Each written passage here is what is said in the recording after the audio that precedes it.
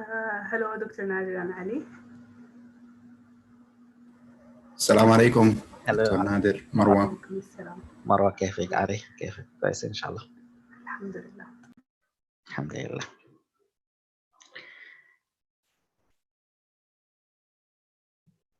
So it's really great news. It's really amazing, honestly, that a couple of the abstracts were accepted. That's really great. Yeah, alhamdulillah. Very good.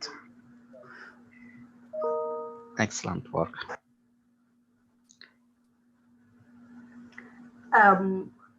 Since we are maybe waiting for others to join, I just wanted to ask regarding AGS, do we need to send them anything that the case report was accepted by AMDA or not? Or I don't know. From what I have seen so far, from what they sent us, there was no mention of any like printing, like or publishing. So it's kind of hazy. I don't know exactly what is the situation. So.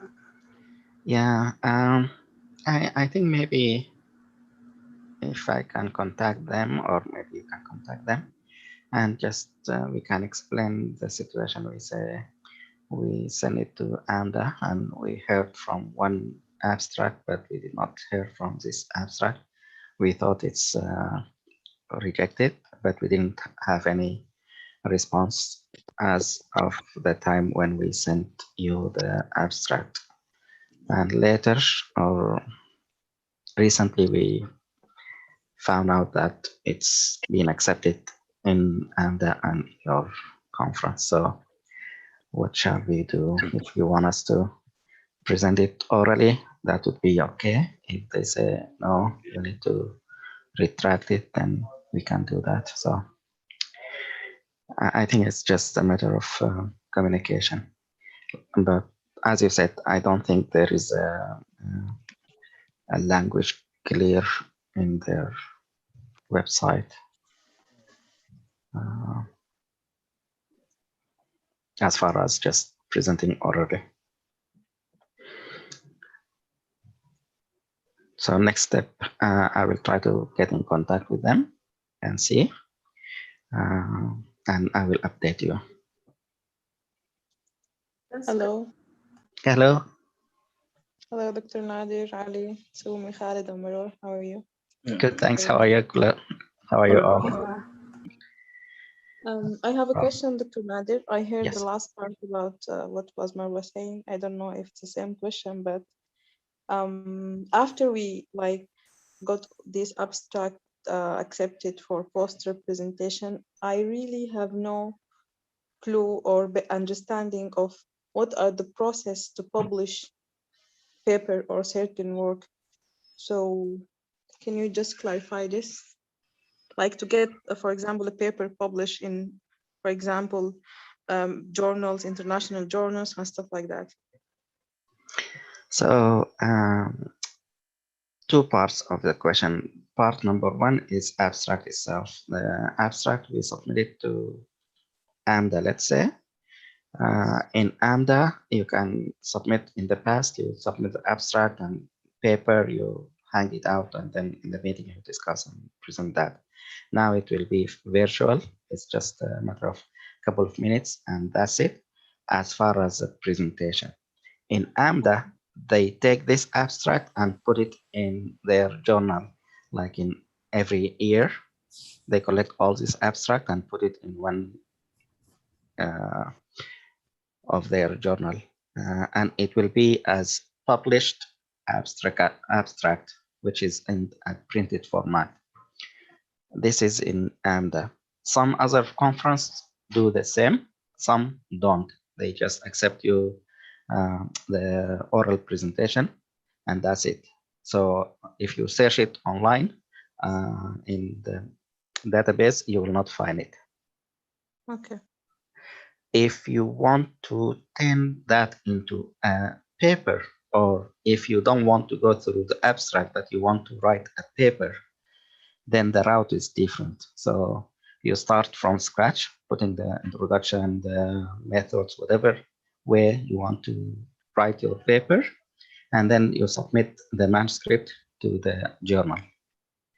Okay. They will accept or reject or ask you to review. Then you back and forth, you send and then correct and then send again until they accept the final version, and then they can publish that.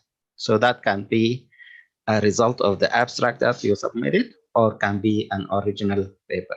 Let's say now we are talking about writing a paper about this geriatric fellowship. So we can write it from scratch. We don't have to submit it to any of the meetings or conferences as abstract. We can write it as a paper and target certain journal and send it. And if they accept it, then it will be right away and accepted publication. If that's clear for you. Yes, thank you so much. You're welcome. Thank you. And today, Ali will lead the meeting. Yes. Sorry, just to let you know, I have some workers here we have some construction in the house, so don't mind the noises on and off. I will mute myself. Go ahead, Ali. It's okay. Okay, that's good, Dr. Nader. Hi, everyone. Today, our meeting will be, agendas for today's meeting will be first the posters. Lubaba Marwa will present the posters. Then we will talk about interview, updates, and SOP. I think Dr. Nader or someone else will present SPSS demo. Also, we have to talk about the abstracts, AGS and AMDA journals. Also, if we have any suggestions. I don't know if I missed anything or anyone has any addition? No? Okay, so if Marwa or Lubaba, Marwa, if you are ready, you can start the poster. Dr. Nader, can you make Marwa co-host, Marwa and Lubaba? Sure, just a second. So Marwa, if you are ready, you can start and then move to Lubaba. All right. Okay.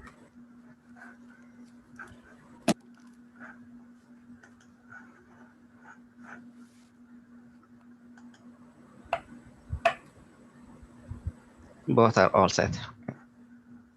Okay, thank you, Dr. Nader.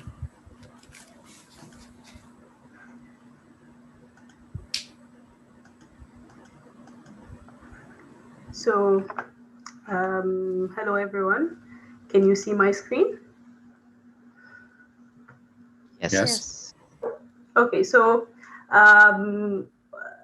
me and like my group, Ali, Sumi, and Khalid, we worked last week on each one trying to design a poster. So we thought if everyone designs one poster themselves, they will have at least the exposure and the knowledge of how they will be able to design a poster. So it's going to be something helpful. This is, I have designed several posters, and this is maybe, this is one of them. And the only thing that's different from the abstract that I split the case description into two parts. One of them regarding the patient, description of the patient, and then the other part is regarding the assessment and progression, because it's going to be too lengthy and it would have been difficult, and just to make things more organized. So I don't know, do you want me to read the poster or how this should go?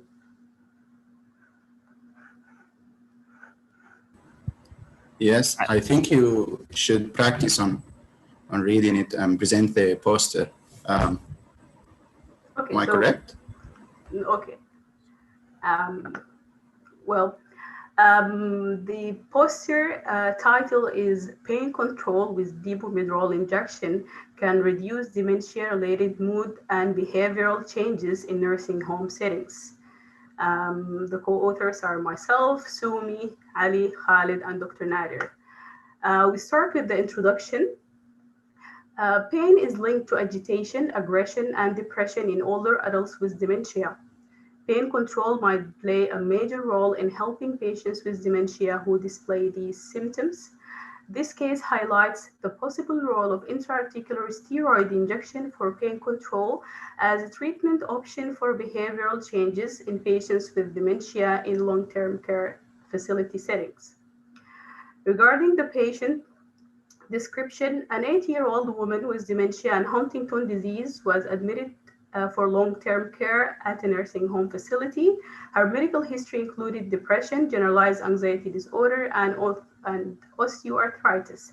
Since her admission, she intermittently displayed aggressive behavior towards the nursing home staff. She also suffered from chronic right shoulder pain that disrupted her sleep. During such times, it was evident that the patient had more frequent and more intense aggressive outbursts towards the staff. She also reported low mood. Moving to the assessment of the patient, upon assessment, she scored 12 over 15 on BIMS and 27 over 27 on PHQ-9, which was higher than her average baseline. Physical exam was unremarkable apart from bilaterally reduced range of motion of the shoulder joints more prominent on the right side. Routine lab tests were normal. Regarding the intervention and patient course, she received intra-articular depomedrol in the right shoulder. Following that, the patient pain was relieved, and interestingly, there was a remarkable decrease in the number and severity of the outbursts, and her behavior returned to the baseline. 5 months later, the same sequence happened again, and the patient was given intra-articular depomedrol, same dose again. The patient behavior improved but did not return to baseline despite being pain-free. As there was no obvious precipitating cause for her residual symptom, we assume that the residual behavioral symptoms were related to progression of Huntington's disease. Moving to the discussion, neuropsychiatric symptoms are highly prevalent in patients with dementia, estimated to be 80 to 85%. Neuropsychiatric symptoms include depressive symptoms, agitative, aggressive behavior, and psychotic symptoms. The etiology of neuropsychiatric symptoms is largely unknown, but factors like pain, unmet psychological needs, and neural pathological changes in the brain are thought to play a role. In our patient's case, both pharmacological, increasing the dose of sertraline, and behavioral modalities were tried to address the patient's depressive symptoms, but there was no considerable benefit. Only after sufficient control of osteoarthritis pain with intra-articular steroids that behavioral and aggressive and depressive symptoms improved significantly. This led us to conclude that pain control might play a major role in helping patients with dementia who display neuropsychiatric symptoms. These are the references, and this is the contact information. Thank you so much for listening.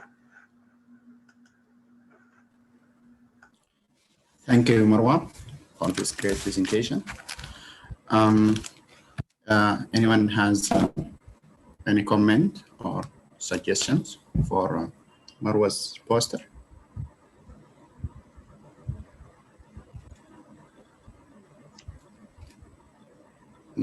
Dr. Nadir, do you have any addition? Do you have any comment? Let Omnia go first and I will comment after. Okay, please, Omnia. Hi, Marwa and everybody. Great efforts. This is a very nice, clear presentation. I like the layout. It was very nice, well explained. The flow and the way you're presenting it is amazing. You catch my attention all through the presentation. Sometimes I I tend to be a little bit distracted, but your way is amazing, and this is perfect.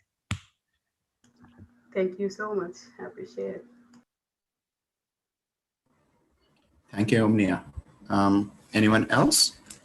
Any comment? Mhm. Yes, Sumi, please.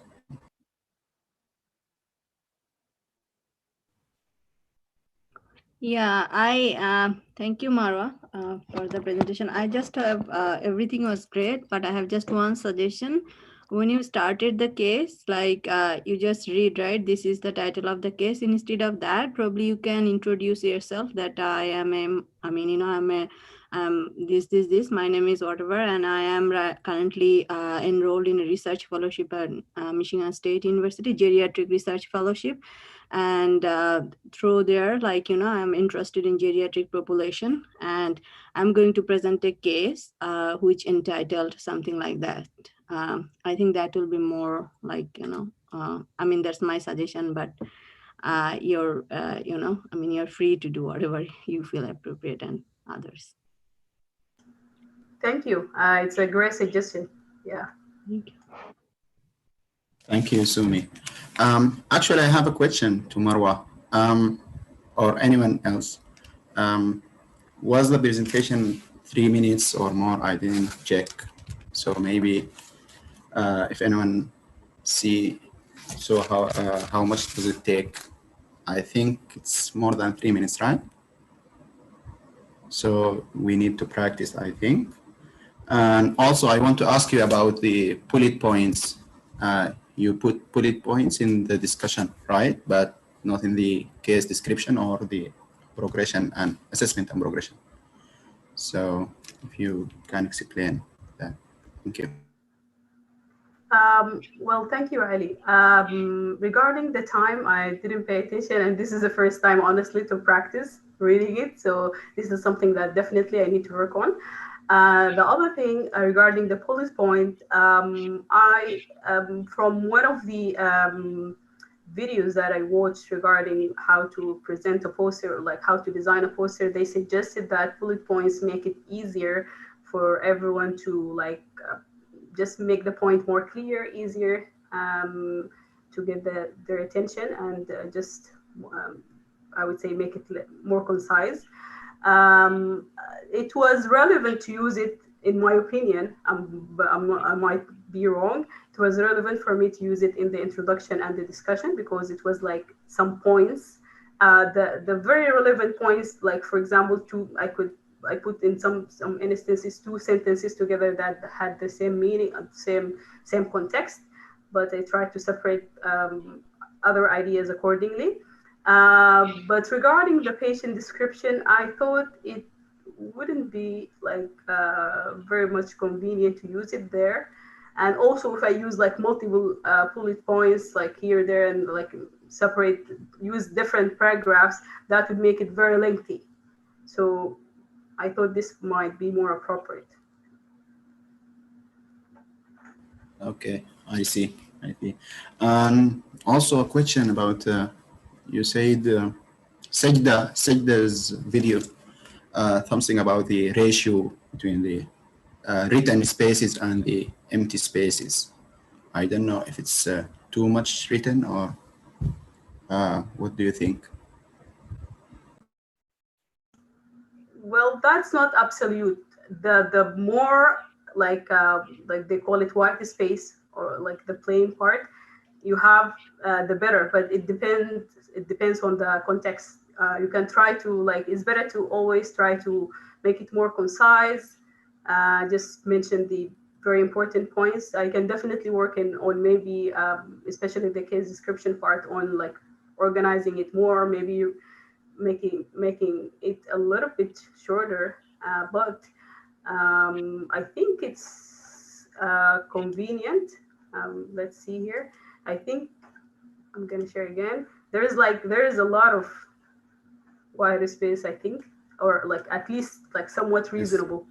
So I'm not sure, but if anyone have any suggestions, I very like they're very welcome to say if anything that can help make it maybe appear more even concise. But I think somehow it's somewhat reasonable.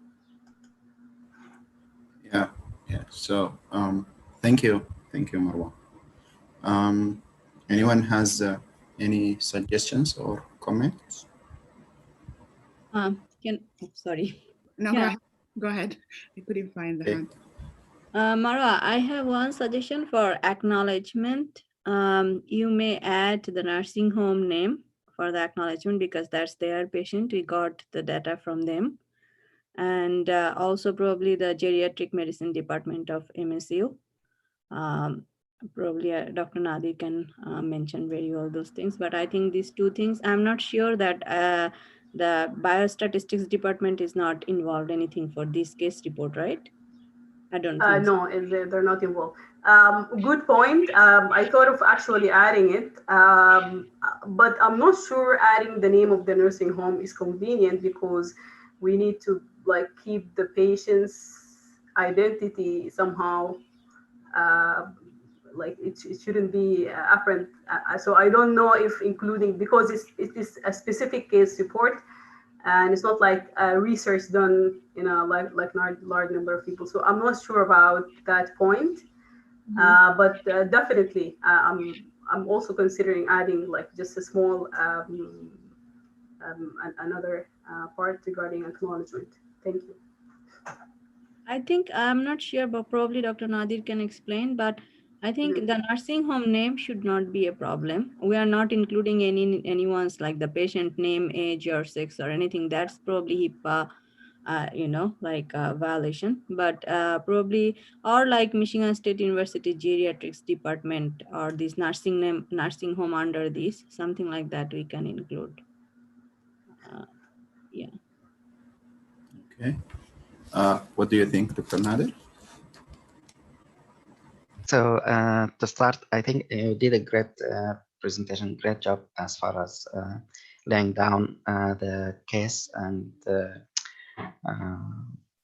PowerPoint slide itself. Great job.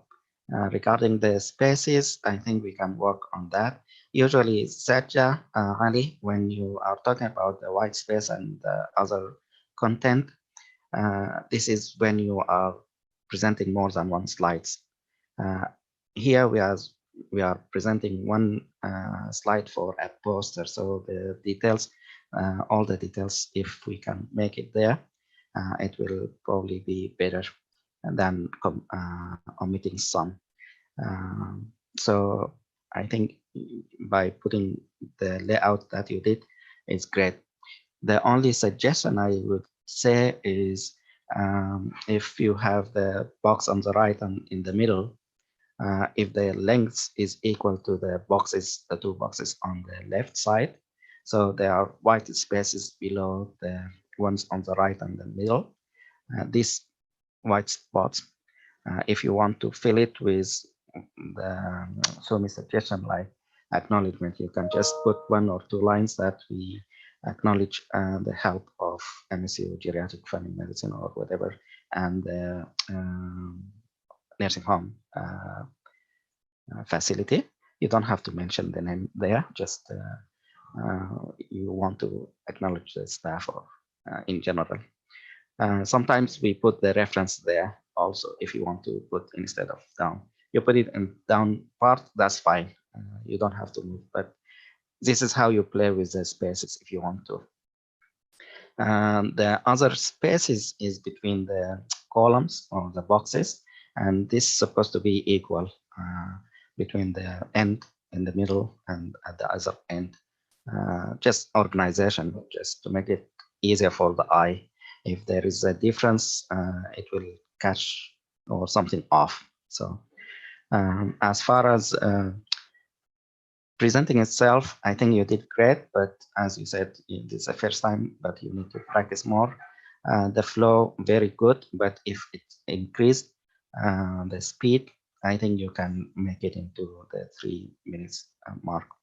You can use the coach, the online version, and try to see how, if they analyze your The introduction, I agree with Sumi.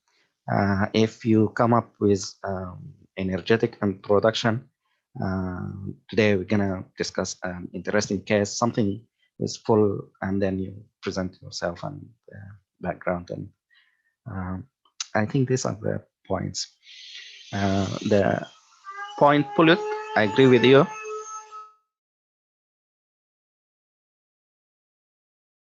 Sorry, background is high. The noise is there. But the bullet, I agree with you. At the end, at the beginning, but the case itself, I think the more detailed you can add, it's better for the understanding. One more detail, the BIMS or the BIMS and the PHQ-9. If you can just elaborate one sentence for both, you can say BIMS score was this, PHQ-9's score was this. Both are indicative of cognitive evaluation and depression evaluation. Just to let the listener know what those letters are. Sometimes they don't know. Okay. I think that's about it. But thank you so much. Thank you, Ali. I think Lubaba wants to add something. Thank you, Dr. Nader, for your input. Lubaba, please. Good morning. I think that was a great presentation, Marwa, and Dr. Nader explained everything. I think like the layout is perfect, but just like making it mirroring like the right and the left side, I believe, based on the video that we watched. But it's a great presentation. The content is very good. Yes, the study, the case need to be like a story kind of. So I agree with not putting bullets there. That you made it hard for me to present. Great. Thank you. Mm-hmm. Thank you, Lubaba, for your input. Anyone else has any suggestions or comments? Okay. Now we are moving to Lubaba. You may now present the poster, please. Thank you.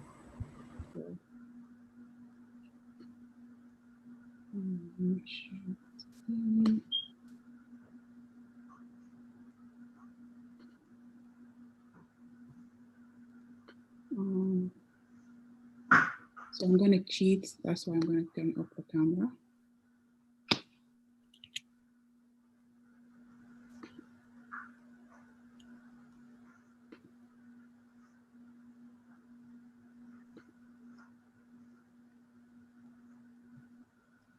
Sorry, guys, I'm trying to figure. Okay, stop sharing.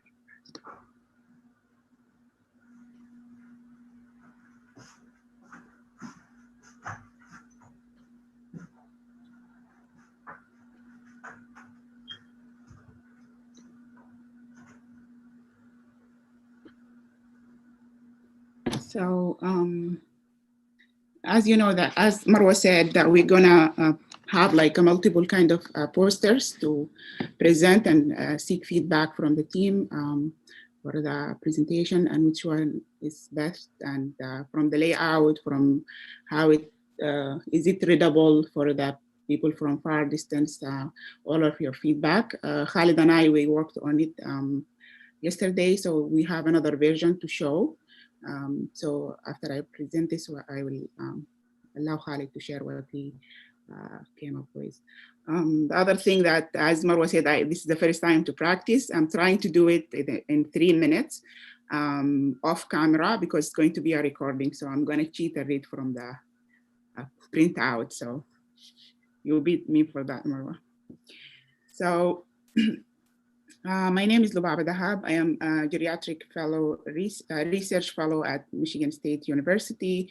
I'm interested in the geriatric population. I'm going to present today a poster about effect of COVID-19 pandemic on depression and medication use on nursing homes resident. As we all know that the emergence of new coronavirus in 2019 caused worldwide pandemic, COVID-19, raising many questions for scientific community and researchers. infection rate range from asymptomatic to symptomatic.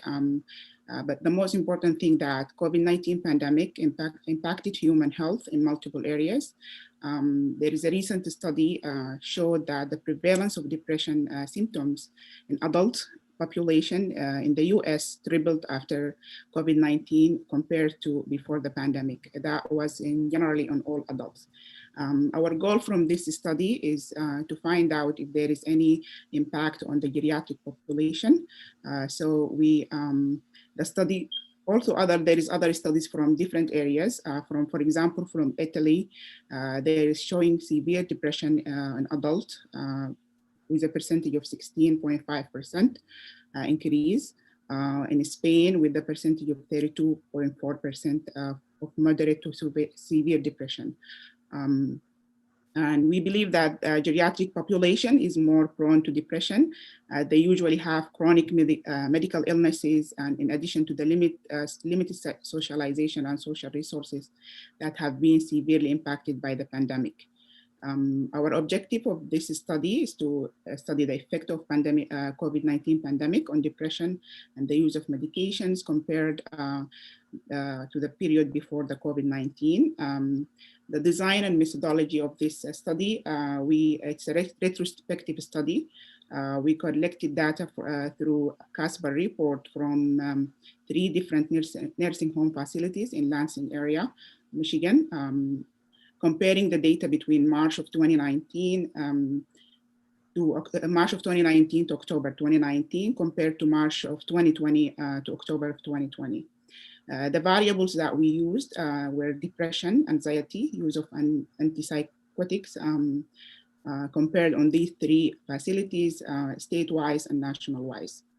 The result actually showed that for other variables, the anxiety and the use of medications in general, there is no significant change between 2019 and 2020 in this period that we studied. But depression, as you can see in the first figure, the box plot showed a very big difference in 2019, the red color, in the state level and the national level. So there was obvious increase in that area.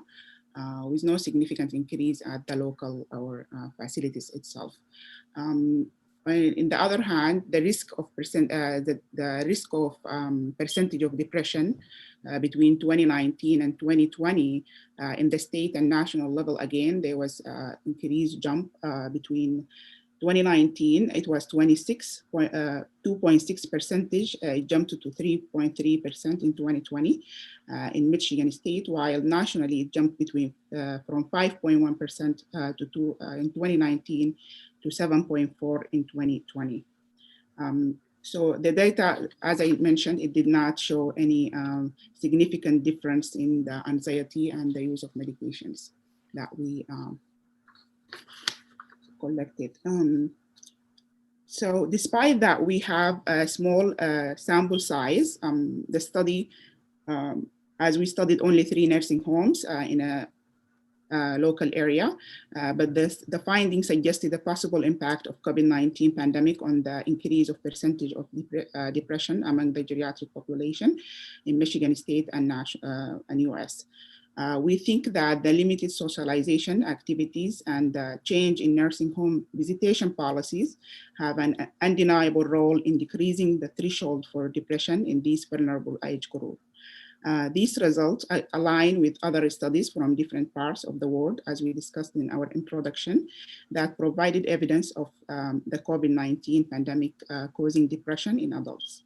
More studies are needed. So the take home from this poster that we need to conduct more studies with more sample size to find out the impact of COVID-19 and the depression. As we know, geriatric population are very vulnerable from the beginning. So we need to have more studies looking into that in depth, especially on the term of anxiety and medication use, because we think that it aligns usually with depression.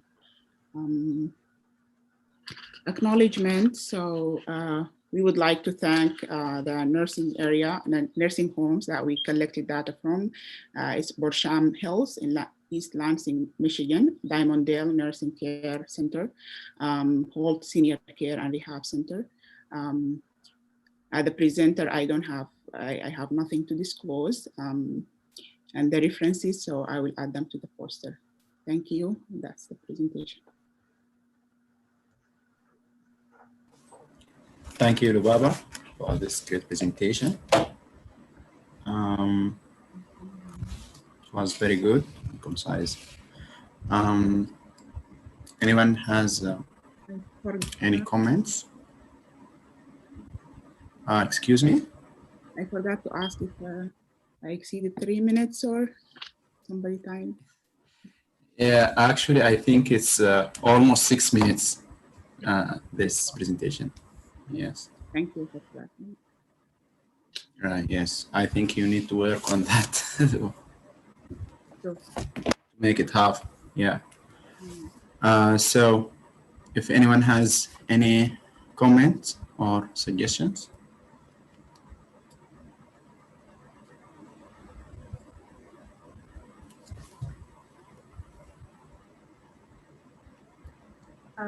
Sorry, I didn't find the raise hand button, but Yeah, anyway. Okay. Sometimes it's like disappears in the middle. So very like it's great presentation. I like the narrative very much. I just have one suggestion.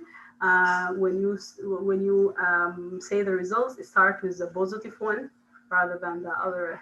Like it's better to start with the one that has effect, and then you can say where while the other two variables there was no significant effect or there was no changes seen.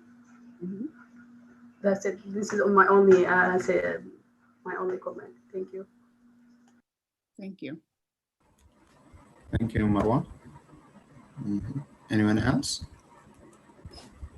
You can jump in without raising your hand if it's a problem for you guys. Yeah, I don't see the bar either. So.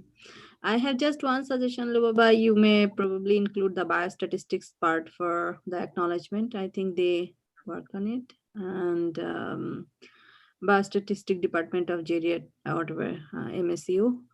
And I think one thing you may include, is there any other research, like, what's the prevalence of depression for geriatric population due to COVID in either Michigan or like whole USA.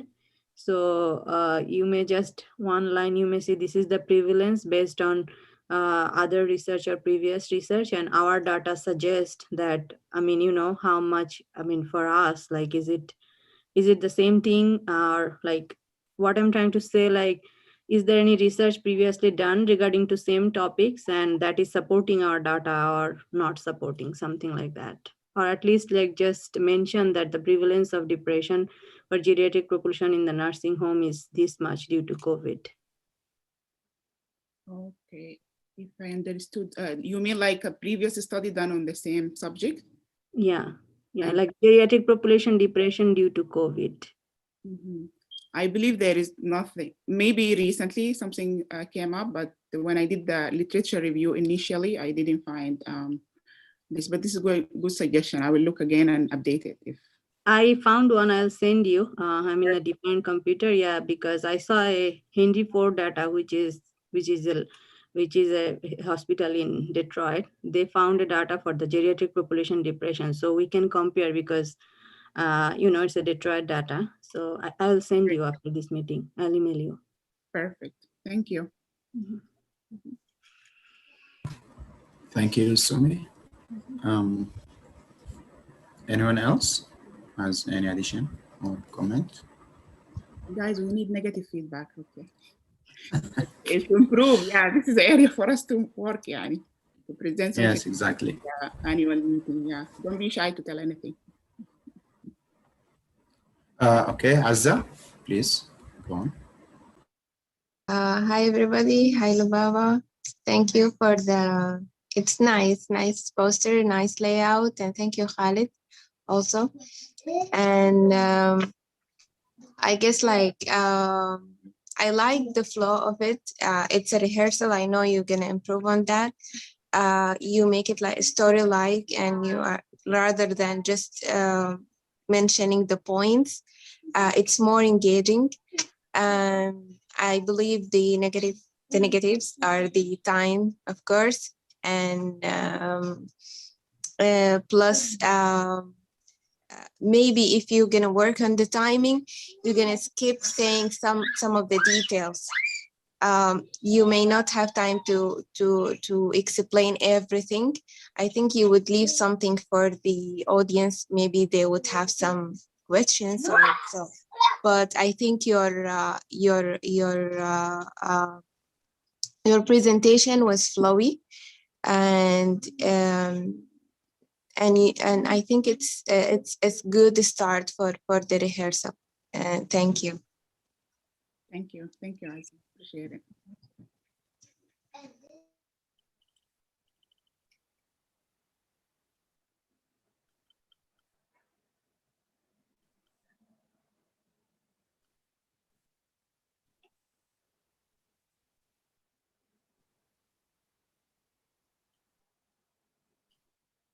So I'll ask questions. So maybe you're gonna give me feedback if I ask.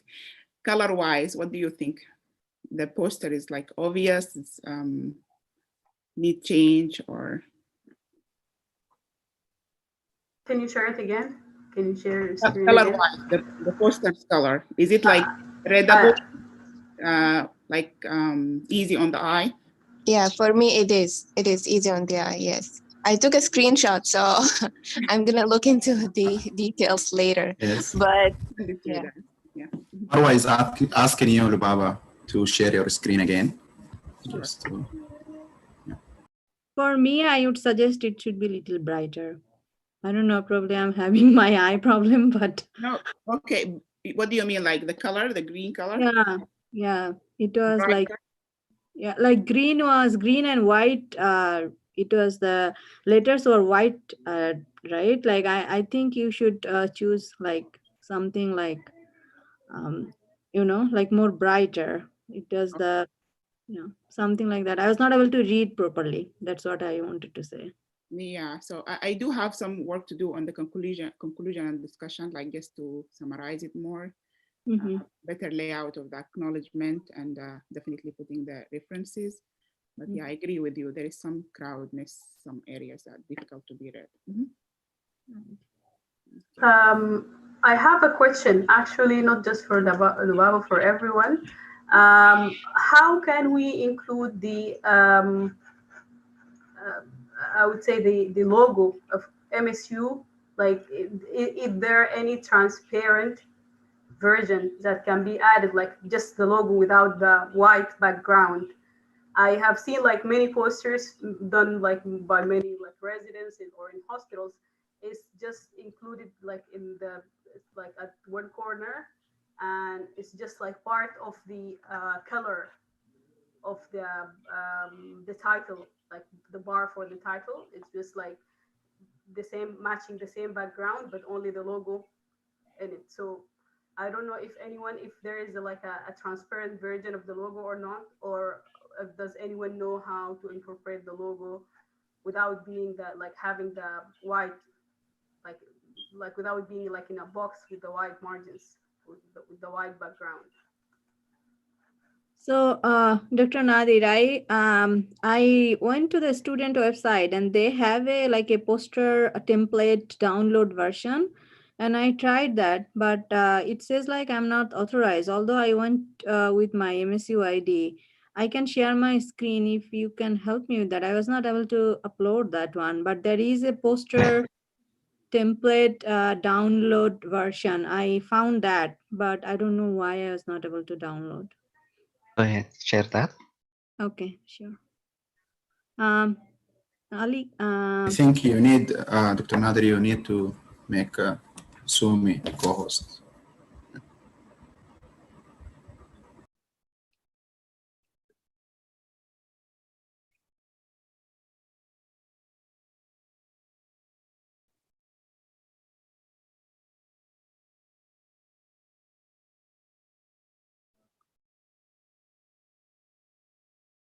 In the meantime, I'm gonna answer the question for Marwa. She was asking about the logo. You can use PowerPoint itself as a tool to remove the background of a picture or a logo, and then you can add your other color to the background. There is a way to do that using PowerPoint.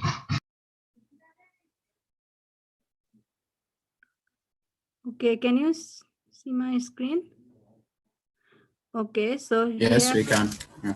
okay, so here I want the branded template for MSU, and they have all like template, choose a template type like presentation, flyer and poster. So I thought this is the one, poster. If I click there, so this is their, like, I think that's what, that is what Amara was asking, but it needs to stay transparent instead of this. So if I download that, we can modify that. But if I download this academic poster, I'll show you.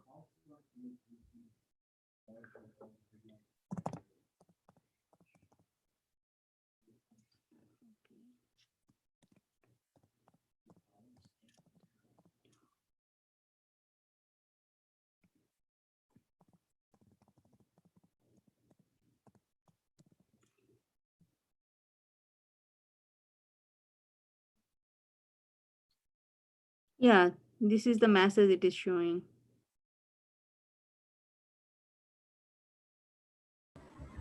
Okay, let me try again. Just a second. Sure.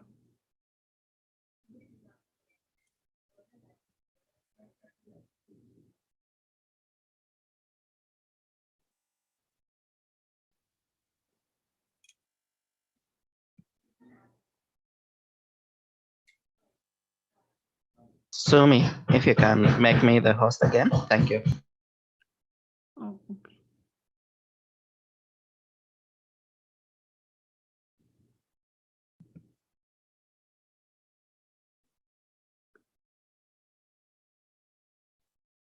So how should I do that? How would I do that? I think you should click on Dr. Nadir's name and assign him as a co-host. Yeah.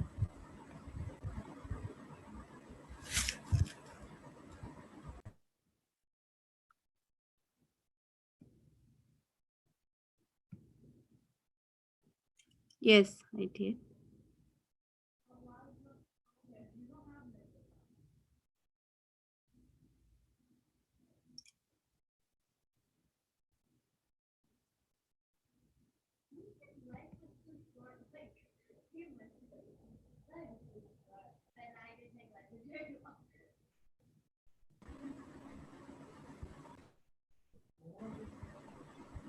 Dr. Nadir, are you now able to share your screen? Yeah.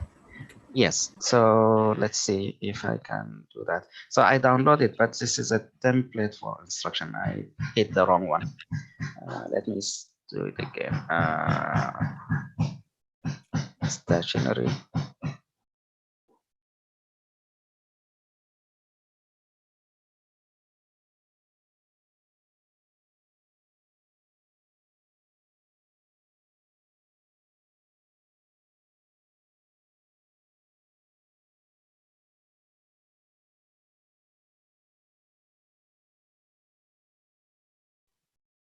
So I'm trying to open it, download the template, but for some reason it gives wrong template. So it's supposed to be the poster template. For some reason it give the instructions template. I can try to work on this and update you guys. Okay, that's a good idea. Do you have any comments with regards to Lubaba's poster? So Please share. If Lubaba, can you share the screen and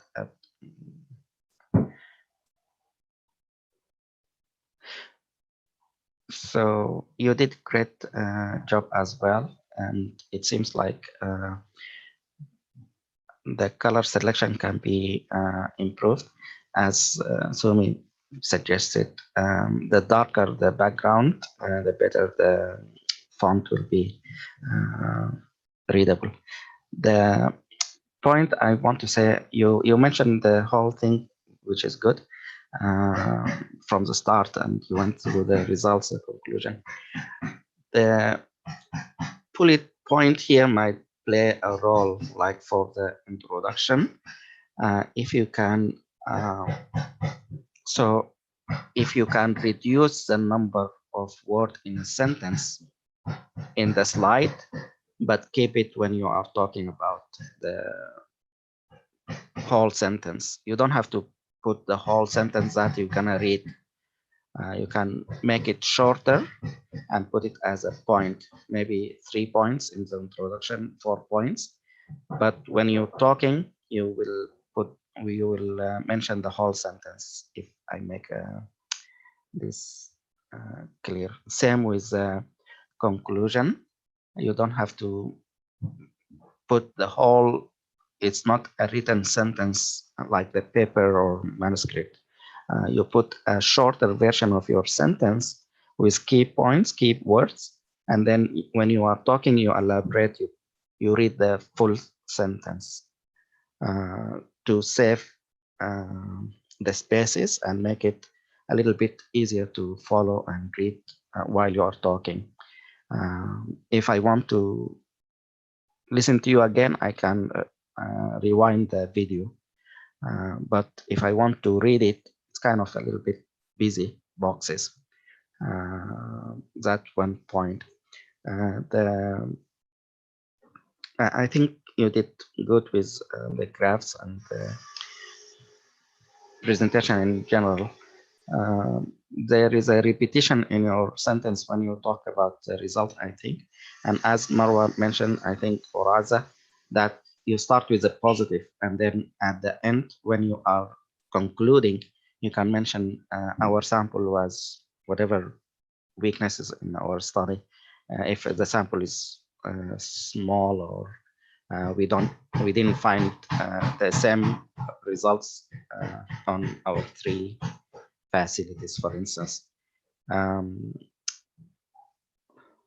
think that's about it for the.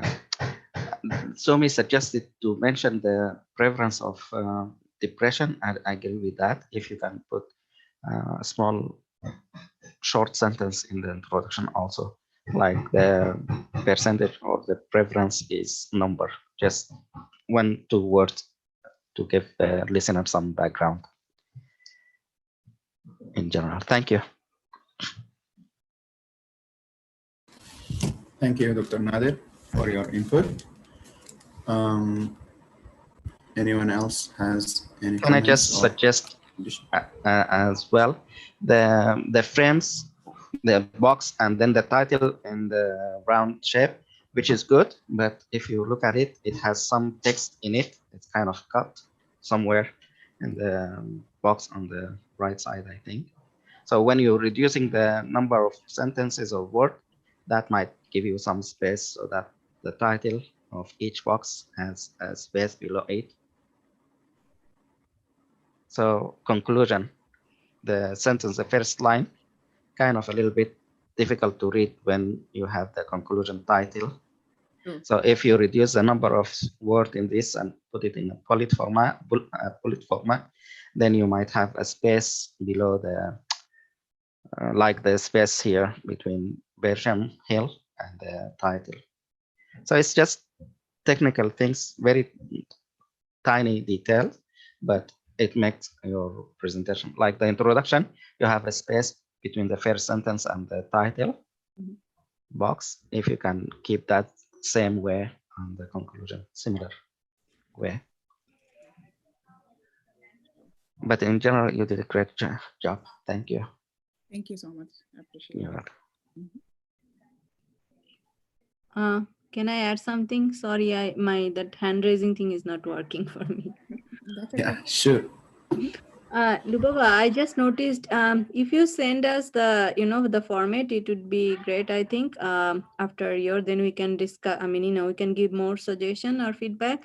But I just noticed that you put the last one is, I think, discussion/conclusion. I mean, conclusion/discussion, the things. I think it's better if you put like discussion/conclusion, right? Because conclusion is in the end. So I think you put like conclusion/discussion, something like that. Yes, true. Okay. Yeah. So Good catch. you, Thank you. yeah, it's if you it's very hard to find out own's problem, but someone else can find out others' problem. I think that's the thing. I agree. That's the purpose of the presentation. Right. And for Marwa's paper, I just want to add, because I may forget, this is a suggestion. So this is only a case report, right? So, to make it like really good, I think 1 or 2 sentences at the end. Any case report, I think it should be a like uniqueness of the case, right? Like every case report has a unique feature. That's why you are presenting that case report. So as here, probably 1 or 2 sentence, if you can mention that usually how steroid works. Steroid works as anti-inflammatory. And basically, what I read about steroid, also we learned from our, USMLEs, that if anyone, especially geriatric population, they use steroid for a long term, there is some psychiatric symptoms develop, right? Like depression or like anxiety or like some mood disorder develop. So you can tell here, our case, we can see a different look at corticosteroid. Where long-term corticosteroid for this geriatric population may cause depression or like any other symptoms, but here it is partially resolving the neuropsychiatric behavior. So, this is a different look at corticosteroid. So to make the case little unique, so 1 or 2 sentence, we can reword that. So that was my suggestion for her case. Thank you. Thank you, Sumi, for your input. I agree with you regarding the point that everyone needs to look and take a second look regarding the posters, and for those who did not attend this meeting. So I suggest, if you don't mind, Lubaba and Marwa both, could you please upload the final poster or the final draft for others in the app.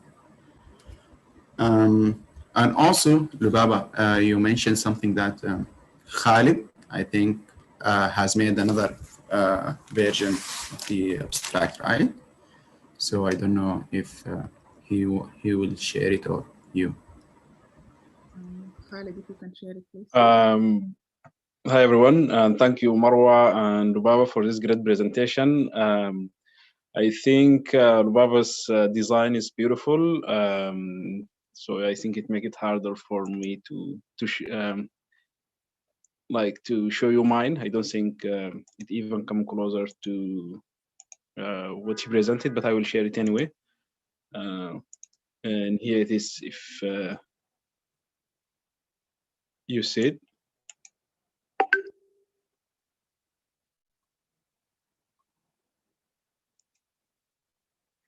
Sorry.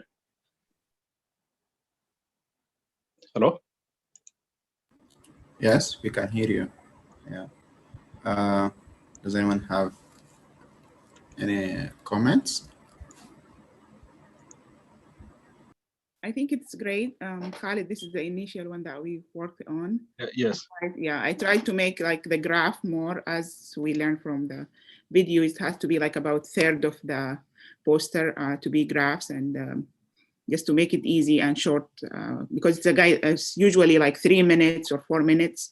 Nobody will have much time to look at all of that. So I did make another graph this morning, but it looks great. And thank you so much for your help. Color-wise, we need to work on it. So both mine and yours. Thank you. Thank you, Khalid and Lubaba. Now, anyone else has any comments or suggestions for the poster, or should we move on to the next point? Okay, Dr. Nader, please. Can I just share with you guys? Can you hear me? Yes, we can. Okay, so this is another way if you want to add a logo of your information instead of writing it down in the poster. Let's say you can put it in Excel sheet or Google Sheet.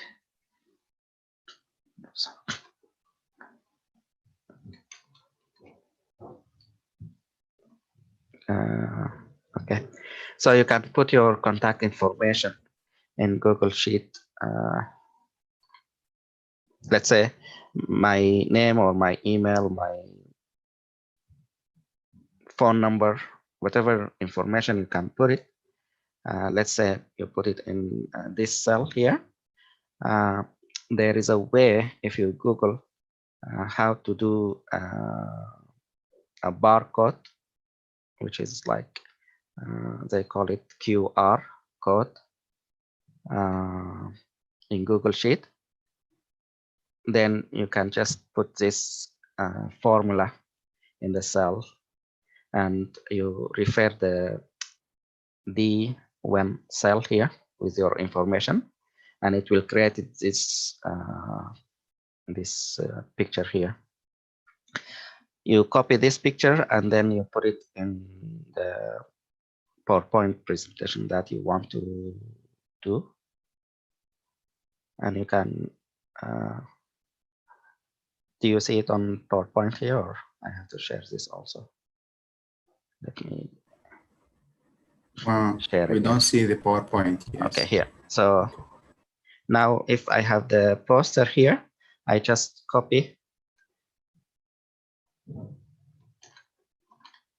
and paste it here. So when you paste it, you can reduce the size, you can put it anywhere in your poster, and it will be easier for the viewer to just use the phone and then capture or scan this bar, and then they can get your information that you already put in your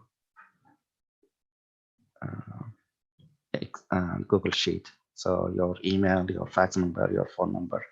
So this is a new way of, it's like the business card version. Does it make sense for you guys? Yeah.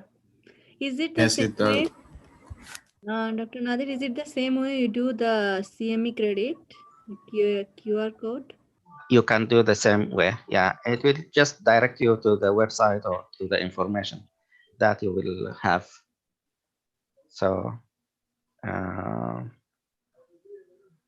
it's a way of, instead of typing things or writing things down, it will save it and then direct you to the website or the information that you you have.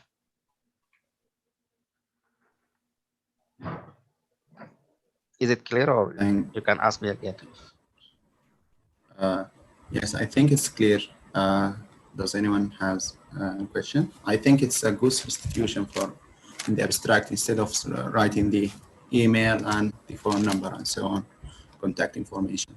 So I think we could benefit from it, right? Anyone needs more clarification? No? Okay, so now we may move on to the next point.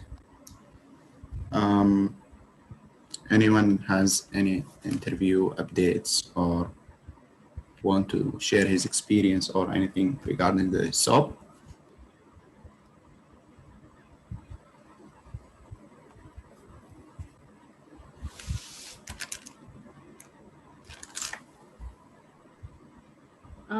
Ali, sorry, before jumping into that, I have one question for the American Geriatric Society that was accepted the poster last week. I have questions. So Dr. Nadir, I was trying to register for that meeting, but I mean, it says like it's the registration fee is a lot. So how should we proceed with that? I contacted Mulham.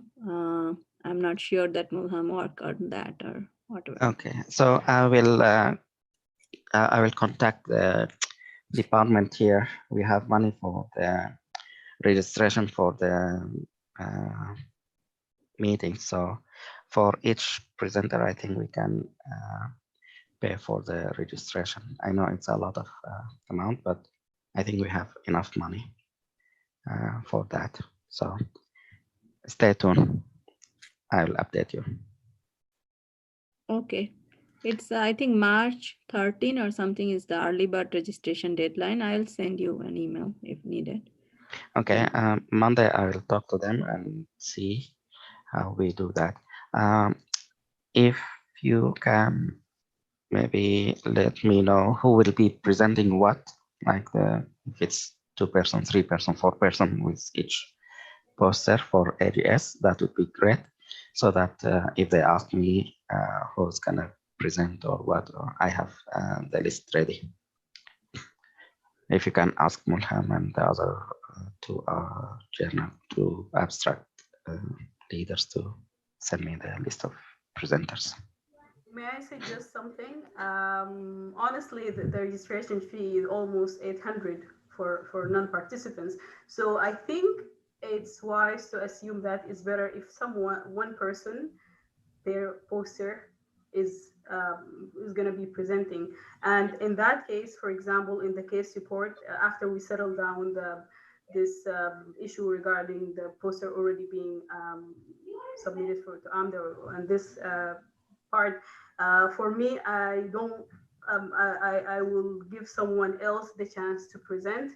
So, for example, in our case, I would suggest maybe Ali, because just to make chances of like for everyone to participate. So Sumi is going to be with me in this one, or at least in the cardiovascular when Lubaba is presenting one. So like I would think maybe given the fact that like everyone contributed a great deal to the case report, but I believe Ali had a major contribution, and unfortunately due to the limitation in this one, having just 1 or 2 presenters, he didn't have the chance to participate, although this one was free, the one. So in that case, I think we should make it this way, just 1 presenter. It could make more sense in my opinion. I just have one addition and 1 question to the previous part that we were speaking about. My question is regarding the handout. Does anyone have any experience or like they asking us to upload a handout if we want? It's optional, and they say it will not affect the scoring or like how they will evaluate the abstract in any or the poster in any way. But I think it might be like preferable if you have some more information. In my case, in the case report, I don't think there's anything needed. No extra details need to be shared. But I think maybe in the case of the research, it might be more relevant. So I just wanted to point that out. And if anyone have maybe some experience or knows like what the handout should like be formulated, that's gonna be good. Just 1 point to mention that I missed in the poster, and I'm not sure if Lubaba did it or not, is to mention the affiliation of the co-authors. So I'm going to add Dr. Naz's affiliation, but regarding us, do we need to put it after each person's name, or like just my question is like, for example, Marwa Ahmed, MBBS, this is my, at least my, like the title or the degree that I can put. So should I put it like this? And then at the end, like can put references like 1 Michigan State University Tele Research Fellow, something like this, or if someone have any idea about this part. Thank you. Thank you, Marwa, for your suggestion. I think we can discuss the point about who will present which one in the subgroups. And now I think Sumi has something to add to your question, right? Yeah. Yeah, I like Marwa's suggestion also. And I think that's a good idea that, everyone should get an opportunity to present. So I would suggest the people who are, like the fellows who are presenting for AMDA, the rest of the people will, presenting for AGS. That would be a good idea. Let's say like, absolutely, for the case report, I would suggest for AGS, the same case report. It should not be me or Marwa or like the other people who is not presenting, probably Ali or someone else should present that. To update to my project, like the cardiovascular project, I would want to say, as Dr. Nadir asked me to find out the another fellow to present. So I think cardiovascular one, me and Omnia, like two persons. So me and Omnia will be, I asked her and she is willingly to do that. So I would ask Mulham also for that, the other paper, like Mulham has to find out some other fellow, but it cannot be the person already who is presenting, someone else. So like my paper, like already Mara was there, Lubaba was there, and the other Mulham was there, but I cannot choose those people because we are already presenting somewhere else. So that's why I asked Omnia. She was there in my paper and she is interested. So that's the update. And Marwa, I think $800, that is for non-members, but as we may be registered as a student, which have a discount, like it's called research like fellow or any kind of trainee.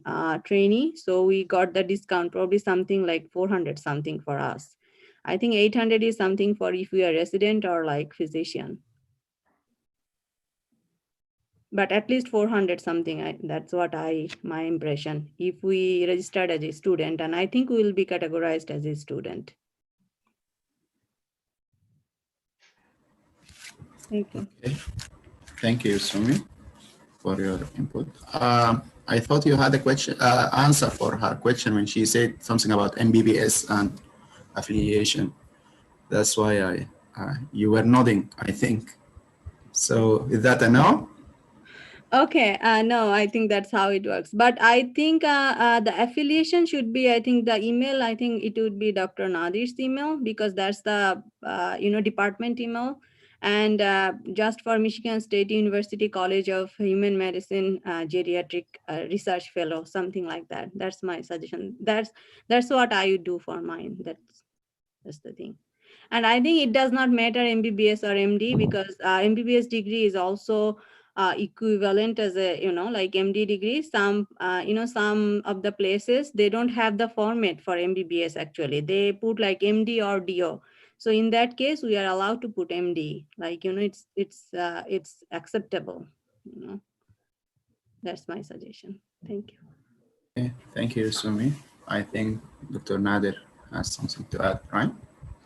Yeah, I'm going to share the screen again. So the two parts of the question, the first part, the names, you can do the same with the names. You can put the name first person, second person, and so on. And for the affiliation, you can just put the MSU.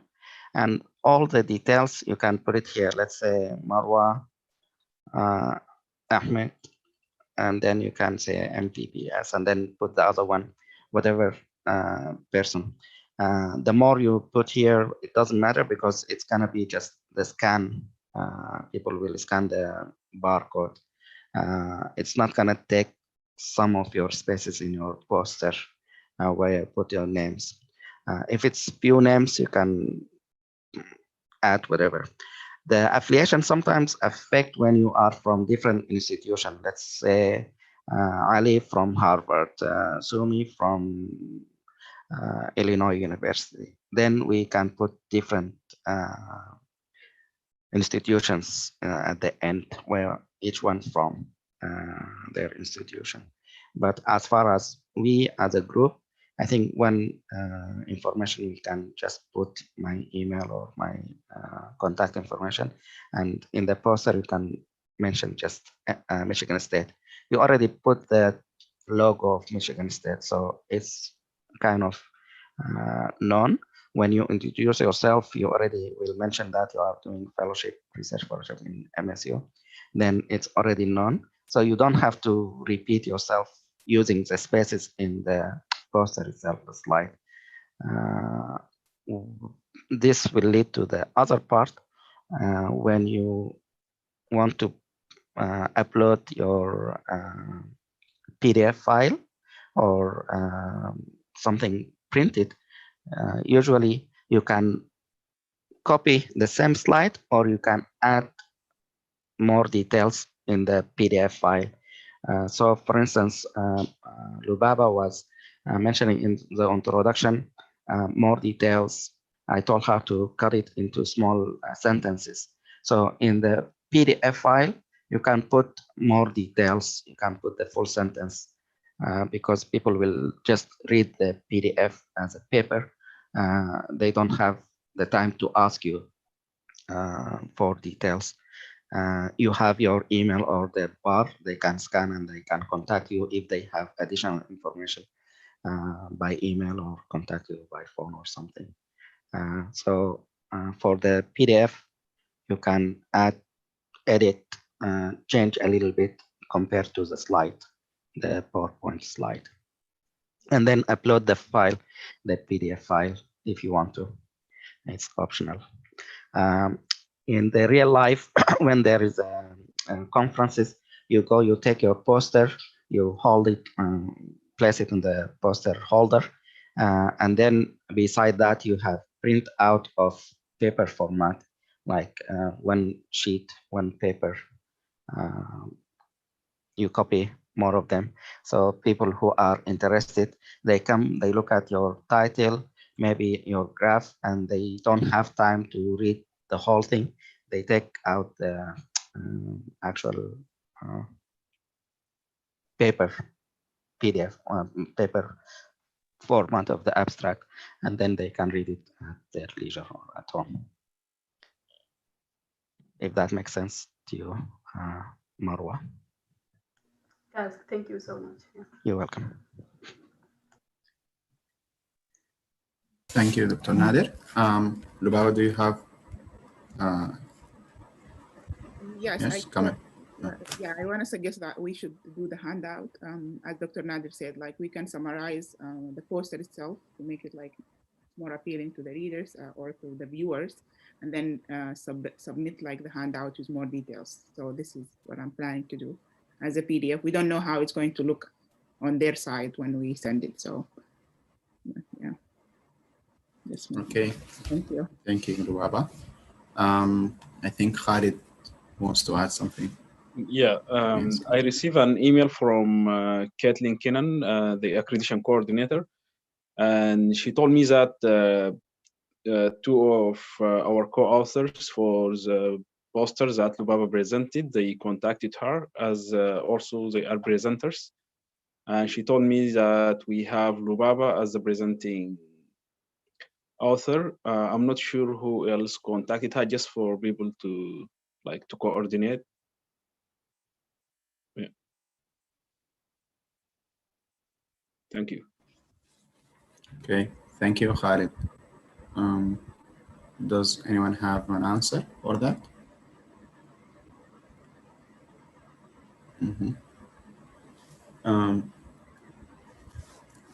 I think you need to, Dr. Nader, do you have any suggestions? Hello. Yeah, this is Bayan.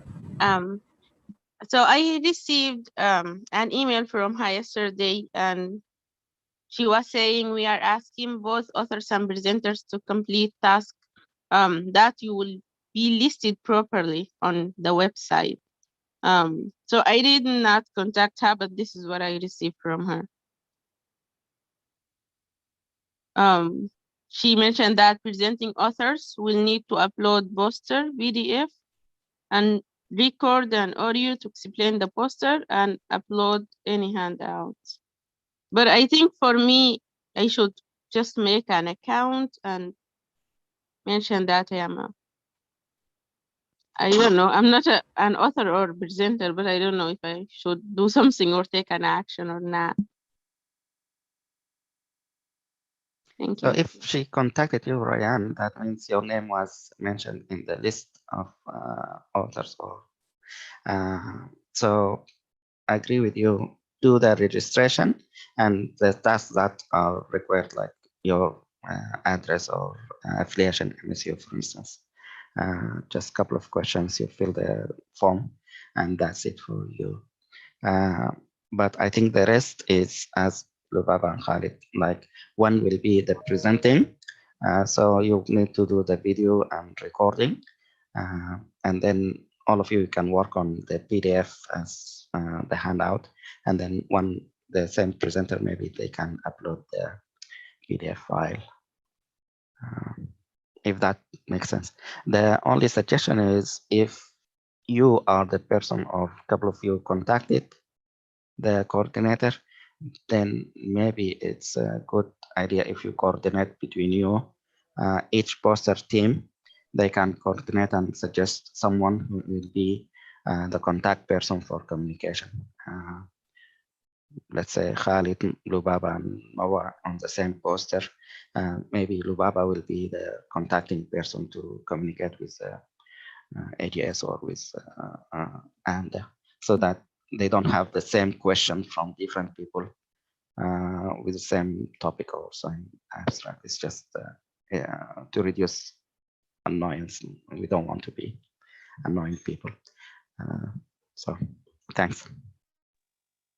Oh, thank you for Thank the you. clarification. I misunderstood that, and I thought she asked me if I am the first author. That's why. But yeah, now I get your point. Thank you. Yeah, thank you, Dr. Nader and Rayan. Yes, Lubaba, do you Yes, want to add something? I believe the email that Rayan received has been sent to everyone. Everyone, like mentioned, the author on the abstract. Just like because we have not yet uploaded the PDF required, just a second notification or reminder for the team. But I received the same email yesterday. Thank you. Thank you, Lubaba, for your input. So do you have any questions with regards to AGS abstract submission? Anyone? Or what are the next steps? All is clear? Okay, then. We may now, I think we need to, we can move to the next point, right?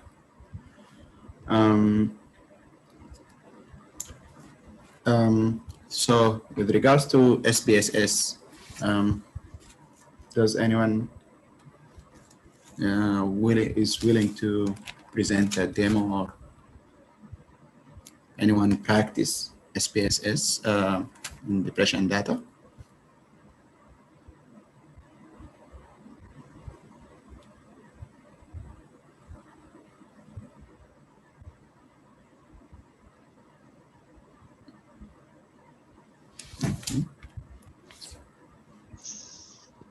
Yes. So, I know maybe it's, I know everyone is busy, and SPSS itself is kind of a little bit complicated, overwhelming if you want to work on it. And the data itself need to be cleaned out to match the requirement for the SPSS to do the things. My goal was for you guys to play around with SPSS. So here I'm gonna I'm gonna share the screen with you guys and see if I can get the SPSS working for you.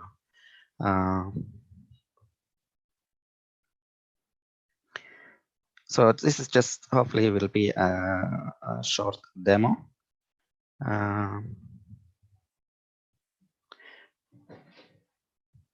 So when you open the SPSS, it has the ability to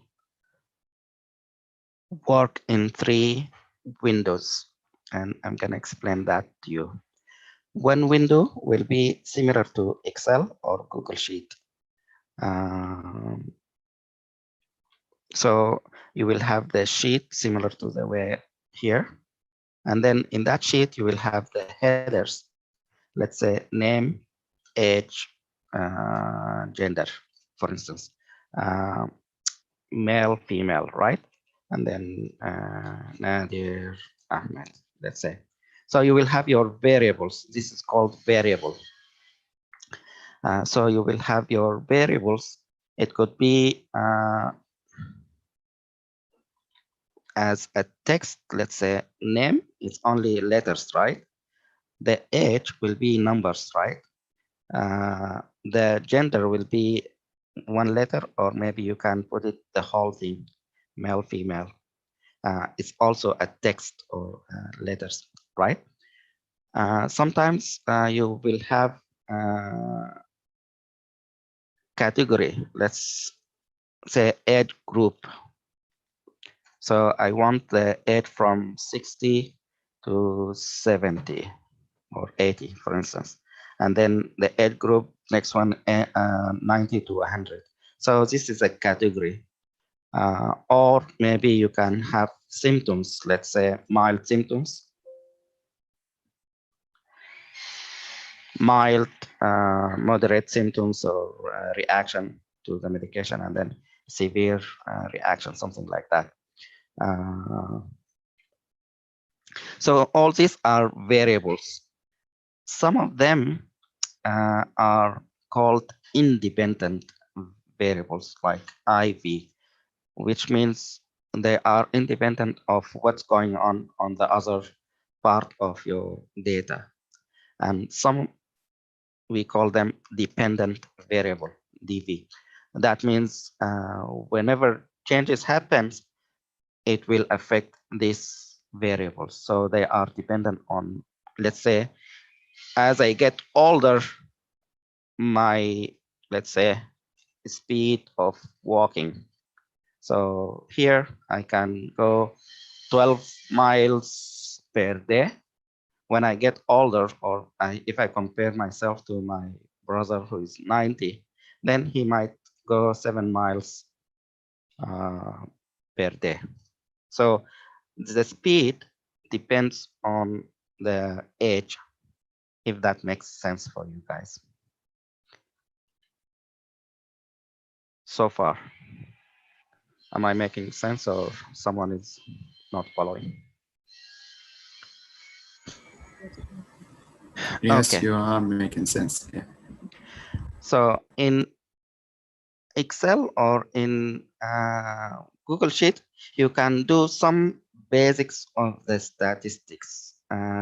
Let's say I want to know the mean of these people here. So I have 2 persons, right? If I want to know how many, I count them. So it will be 2, right? Because I can count them. If I want to get the count for a lot of information, this I can call it frequency.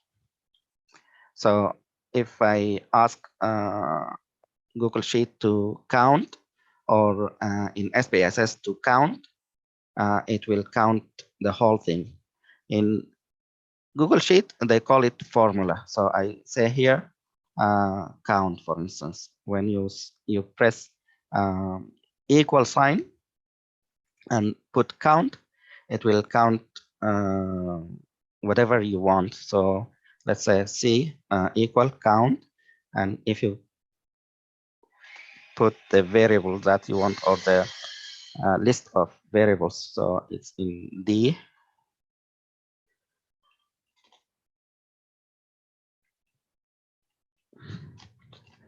So it will count how many here. something like that, or maybe I count how many rows in D to D. It will tell me how many rows in this sheet, the frequency, or counting, something like that.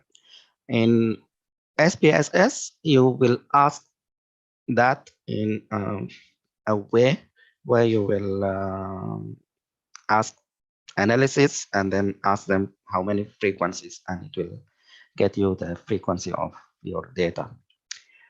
For the mean, you can say mean, and then you can select the mean for your data, and it will say something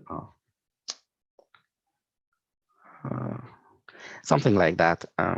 For some reason, it's just giving me an error. So there is a way. Let's say you want to do a t-test. You can do t-test, and it will ask you for variables, and then you can get the range, the first range, and then it will ask you to add second variable, let's say this one, and then do something like that. So there is a way to do it also in Excel or in Google Sheet. This is the basic concept of how you play with your data and then get some results for your data. I'm going to show you the same way when we are doing it in SPSS. So when you open SPSS, do you see SPSS now? Yes. Okay. It will ask you to open a file. For the demonstration, I'm not going to use our files. I'm going to go here. It's called Get Started with Tutorial. So they have plenty of tutorials here, and they have plenty of sample data that you can apply the tutorial, and they will tell you where is the files for this. So when you install SPSS, it will install also some, they call it sample files, different files that you can play with. Okay, or you can open your own data and you can run analysis. So this SPSS tutorial, you can go over it. It will show you the sample files, where you can find them, and then how to open your own data file, how to do here, how you write, read or your files, and how you can import data from, let's say, a text file or Excel file or any other types of database or files. So the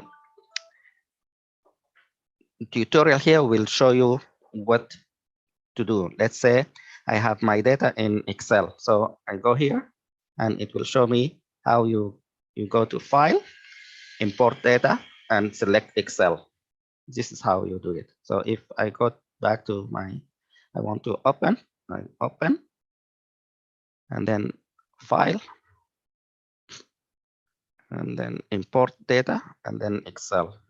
I find it somewhere here, right?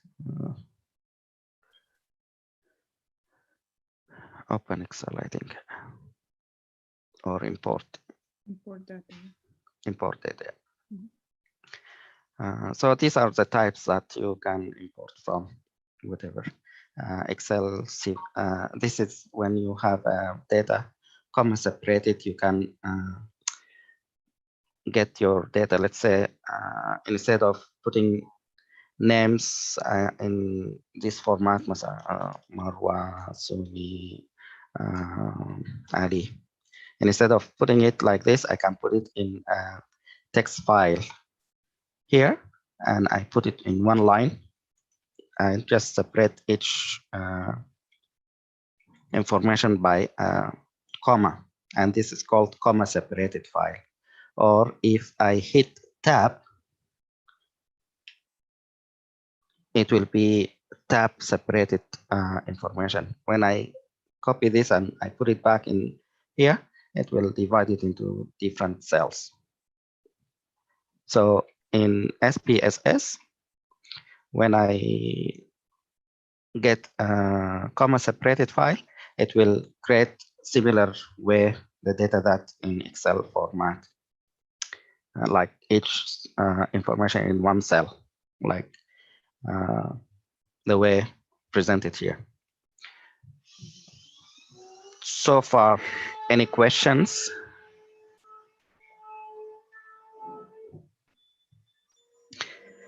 If no questions, please feel free to interrupt me.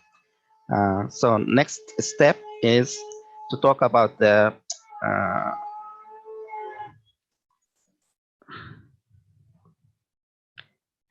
SPSS itself. So this is the SPSS. This is the main screen or main window. If you go to window, it has the data supposed to, when you bring a file, it will have the variables here. And then each line has a record for, let's say, one person, one patient, one incident, one whatever student. These are the record of number of items or persons, or these are the columns which hold the variables. This is the window for this data. It's called window for data editor. You edit the data. I can put here name, or I could put here number, and then I can change this variable. I can tell this is the age, or this is whatever. If you double click, it will give you the option here, a string. I can say the name. Here, the number, I can say the age. Here, I can say the gender. Okay, this is a variable view. And then I go back to the data view. I can put here male, female. So this is the first record, right? I put my name here, for instance. Next person will be Marwa. Okay, and this is whatever age. Here, see, I put it as a number, so it's not accepting the letters. So I have to fix it. This gender supposed to be a string, it's called. So it has characters. I can accept letters, for instance, and I can identify how many letters, lengths of the, let's say 20 letters. Or for this, it's just the gender, so it's female or male. So I can put it one letter, let's say. And if I go back to data, I can put here male, here female, right? Let's say I want the whole thing. I can put gender all. So instead of a small one length string, I can change it to a string, but it has 10 characters. So here, when I go back, I can put here male, here male and female. If you want to put the data yourself in the data editor, and you can play with the variables, you can identify what type of variable, the length, decimal, and you can put labels here. If, for instance, I put gender 2 places, right? Here, I put gender 1 letter, and here gender the whole. I can explain just because in the future you will have a lot of variables and you want to know what the difference between this, and the label will give you a quick way to figure out what do you mean by this gender, what do you mean by this gender, something like that. So this is the first window you will play with. If you import an Excel, this data will be already formatted for you. So SPSS will look at the cells here. If it find all of them numbers, then it will change this to you as a number. If this or letters, it will make it a string, something like that. So when you import an Excel file or any type of file, these variables will be created for you automatically. Sometimes it may make mistakes. So if, let's say this only make it for 6 letters, and now you want to add a long sentence, okay, then you come here and you change it to 10 letters. When you put, let's say an example here, it will look at Nadir and Marwa, right? It's only 4 letters limit, because it looks at all the data here and it counts how many letters. It's only, if I want to put the name of Lubaba, it will not give me the option to put the whole thing, because if I click here, it has only 4 letters for the string. I can increase that here. I can put it 10 or 20 or 60, whatever I want to. Then if I go back, I put Lubaba, then it's coming Nadir, then it's coming Marwa Ahmed, for instance, then it can accept. This one way of looking at the data and how you manipulate or how you clean up or manage your data before you do any analysis. So far, any questions or anything unclear? Interrupt me if there is something. Okay. The next window is the window where you put the syntax here. So this window, you can put a syntax which is similar to a command. Let's say I want you to do this, and I'm gonna repeat this command every day for my data. My data will be updated. Let's say now I have 3 persons here, right? Tomorrow maybe Sumi will come in, so I will add Sumi, and I want to use the same command for whatever reason I want. So instead of doing the command every time I go, let's say I want to do the frequency. So the first time I have command is I go here, I go to frequencies, okay? And I say frequency of names, and then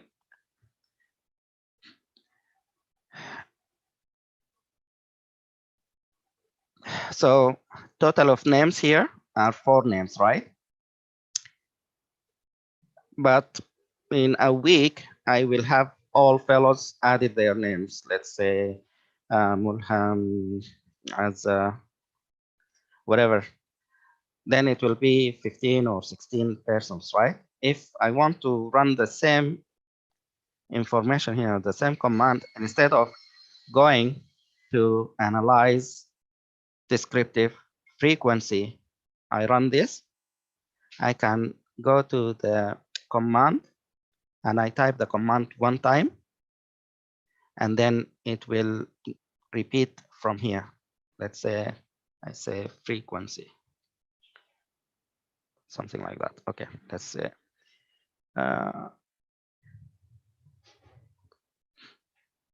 the syntax is here. So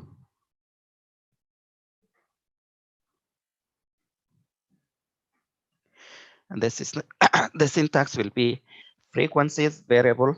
I select the variable, and then the order is analysis. Okay, I try to copy this and I put it here. So this is the syntax or the command where you want to tell SPSS to do this command. Let's say every weekend. I want to know how many fellows attended this meeting. And you added your names. So first week, we have 10 people. Next week, I want to know how many. Instead of going to SPSS, going to analyze, going to frequency. So it's kind of 4 or 5 steps, right? To get the number. I just come here. This is the easy way. I highlight the command that I want and I push or run the selection, and it will run the selection. Now we have 6 attendee or 6 people instead of 4 people last week. Does it make sense for you guys? So this is just for frequency. I can do it 2 ways. One way is to use the mouse, go up here, go to descriptive, go to frequency, and then I can manage which variable I want to add and then run that variable. So you see here, I went through 7 clicks or 7 steps to do this statistic step. If I want to do this every time, I have to do 7 steps for just frequencies. If I want to do a lot of statistical analysis, then every one of them takes 7 steps. It will take the whole day. But if I want to use the syntax window, I just highlight these 2 lines, run, and it will run it for me. So that just the way of efficiency or making life easier using coding or syntax way of that's the difference between the view window, which is the data view, and then here the syntax editor view. And here, this is the result or statistic view.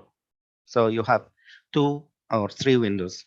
One window for the data itself, data editor, where you have your data, and the data itself, you have a variable view where you will edit how your data or manage your data as far as how it appears or how you want to add the variable adjective or variable contents, labels, and so forth. And then if you are satisfied with all this, this is the first window. The second window is the syntax view window, where you have your syntaxes. And then the third view or the other window is the output window or the statistic viewer window, the tables and the figures. If you want to get a graph, then you can get the graph here. So these are the basic of how you use the SPSS. Any questions? Yes, thank you so much for explaining. From where you get the syntax, I mean the order that you pasted. So in the, let's say you are in the, where is the, you are in the data view, right? You did whatever you want to do. Frequency, let's say of age and gender, let's say. So when it will open this automatically, when you click on the command from analysis, it will create and open this window for you, the viewer statistics. So now we have the table and all the stuff that you want, the age and the name and the frequency. Above all this, you will have the syntax. So this is the syntax. And if you want to copy this, you right click, copy, and then you can open another window, which is a syntax window. That's the window where here, and then you can copy paste. Now you have the name, the age. If you want to add gender, instead of going the whole thing here, you can just add gender, something like that. If you want to run it, you just click here and you run it.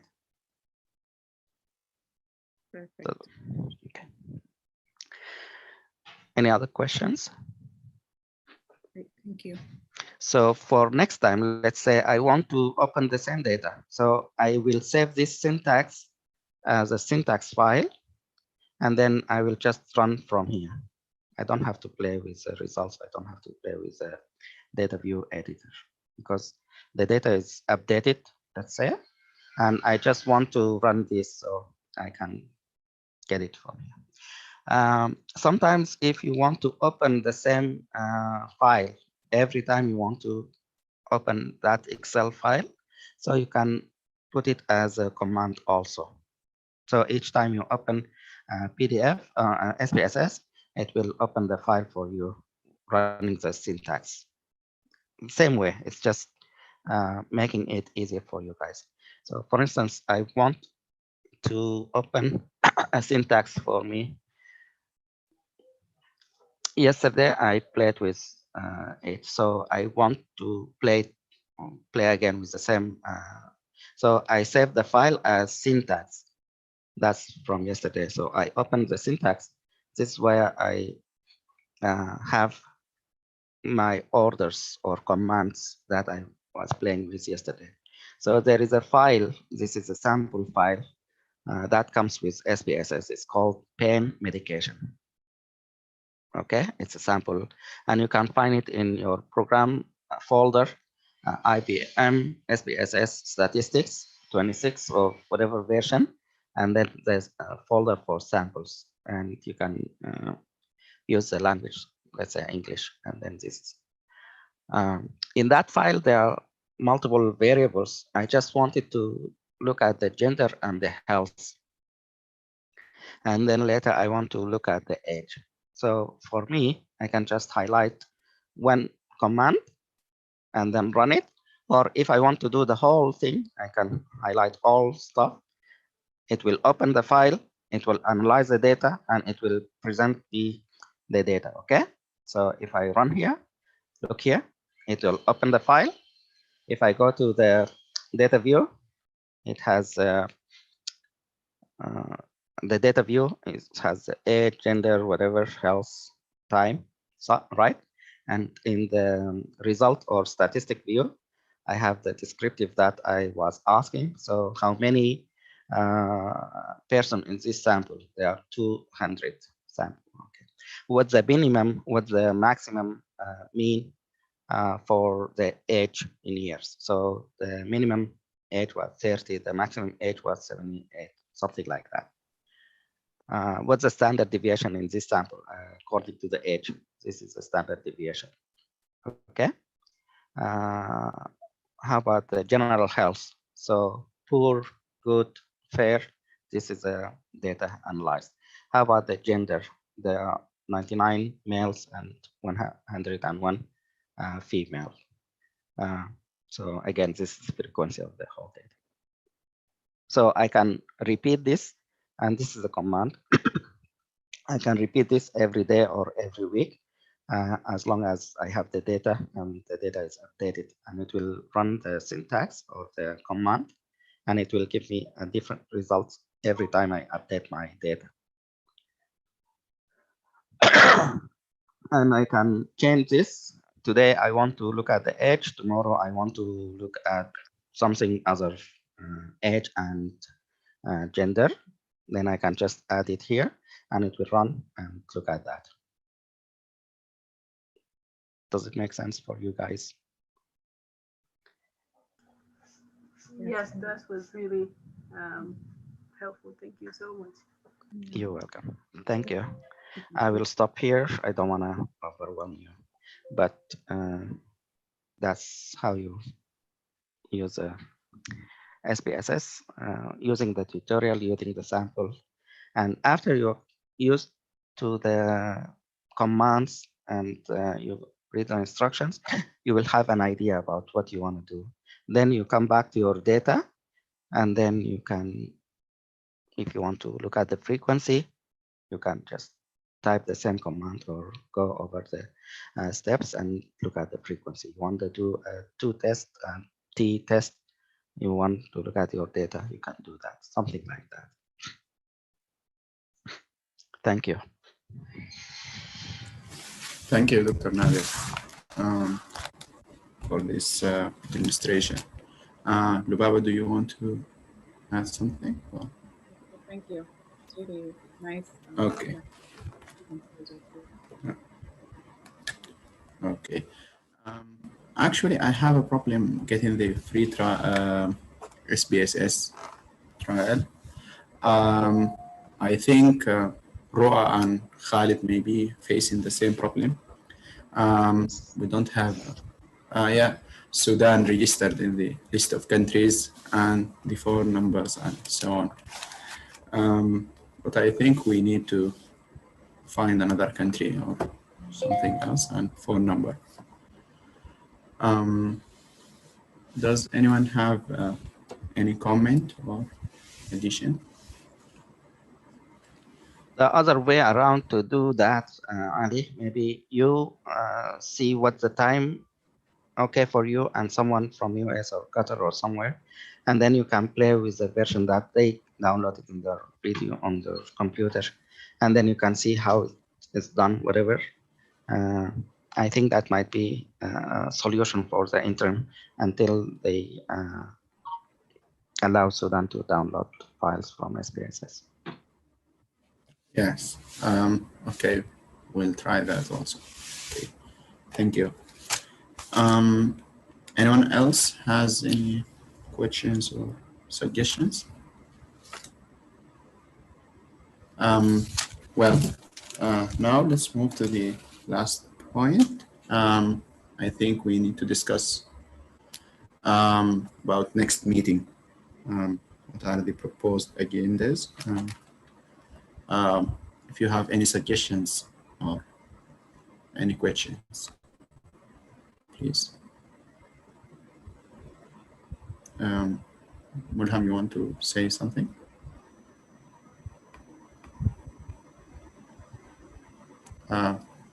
We can't hear you. You are muted.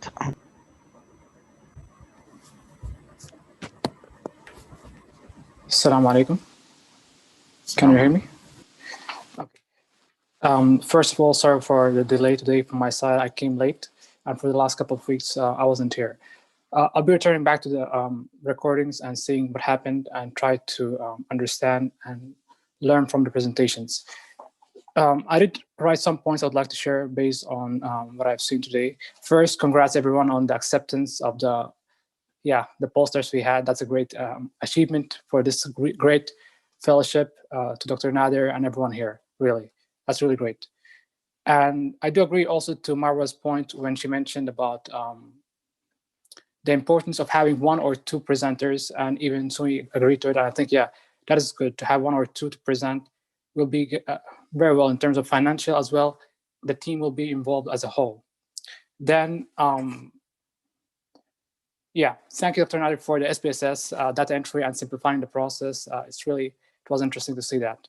And involving the data entry in terms of Excel or correlating it with Google Sheet to see that there is some formula correlation in terms of Google Sheet as well as Excel. And in terms of also the last point, Ali mentioned about the part in terms of SPSS not working in Sudan.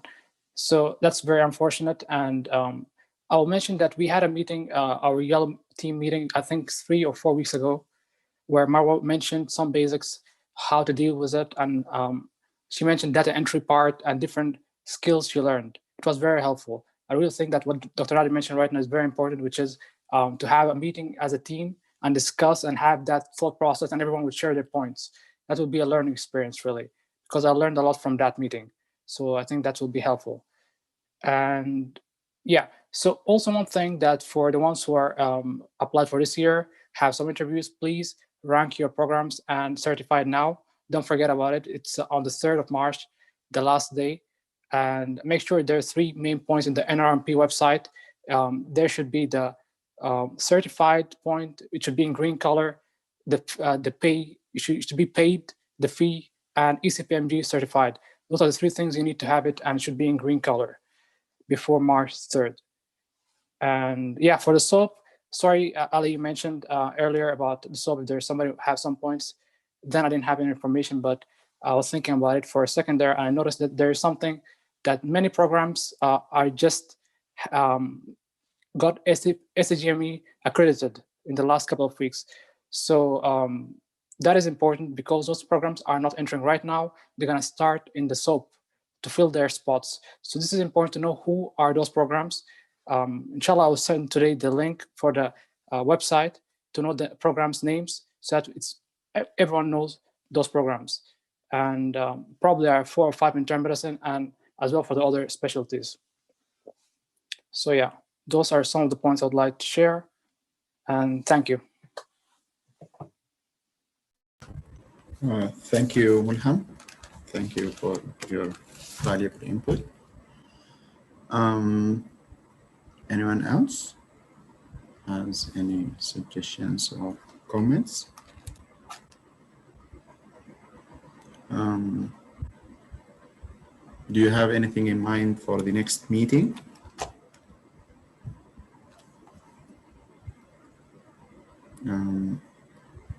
Maybe I think Khalid has suggested critical appraisal and yeah, for the next meeting, yeah, my suggestion is I have an access to JAMA, so maybe we can just go over a research article and to try to, like as we discussed last time.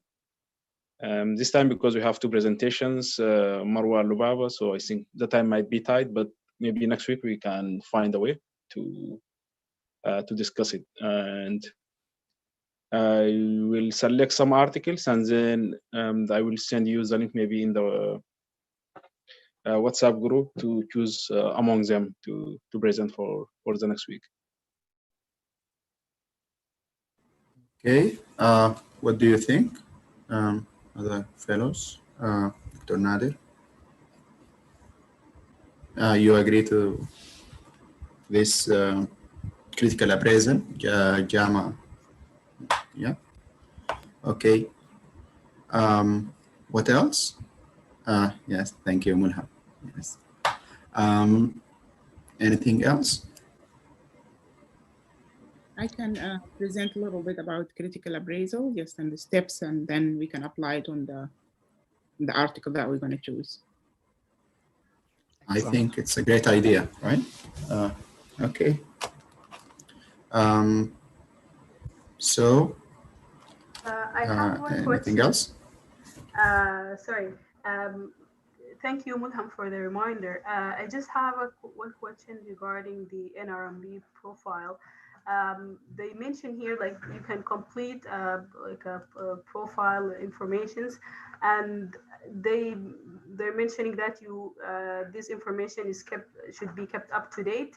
So, for example, if there is like a change, for example, if there is increase in the number of abstracts or presentation, should I change that, or does this matter anyway? Is this like does the programs look at this as well, or if anyone have any idea or can clarify that part?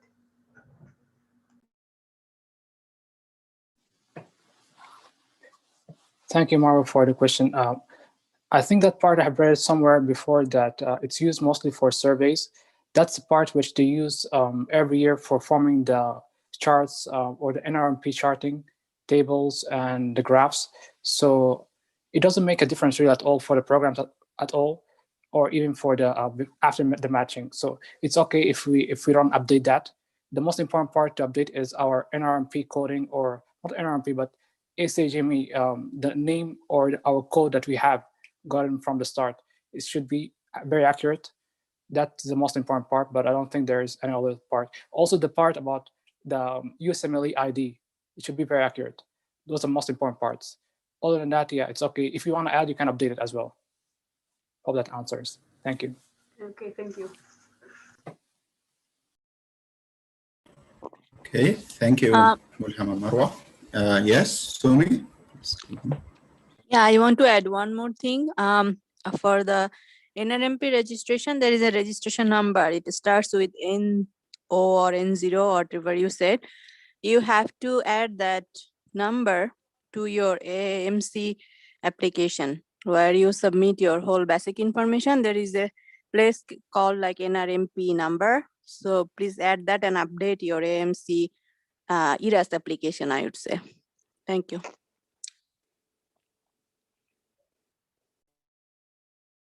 Thank you, Sumi, for your input. Anyone else has any addition or question or anything? Okay. I think Dr. Nader shared with us the application named Trello, right? I think it's a good idea for the leaders of abstracts to update us with the tasks and the to-do list and too many things in that app. Anything else you want to share or add? Dr. Nadir, do you want to add anything before I? Yeah. Okay, please go on. So a couple of things. I want to share the Trello app. The idea is it's a project management system, as Ali mentioned.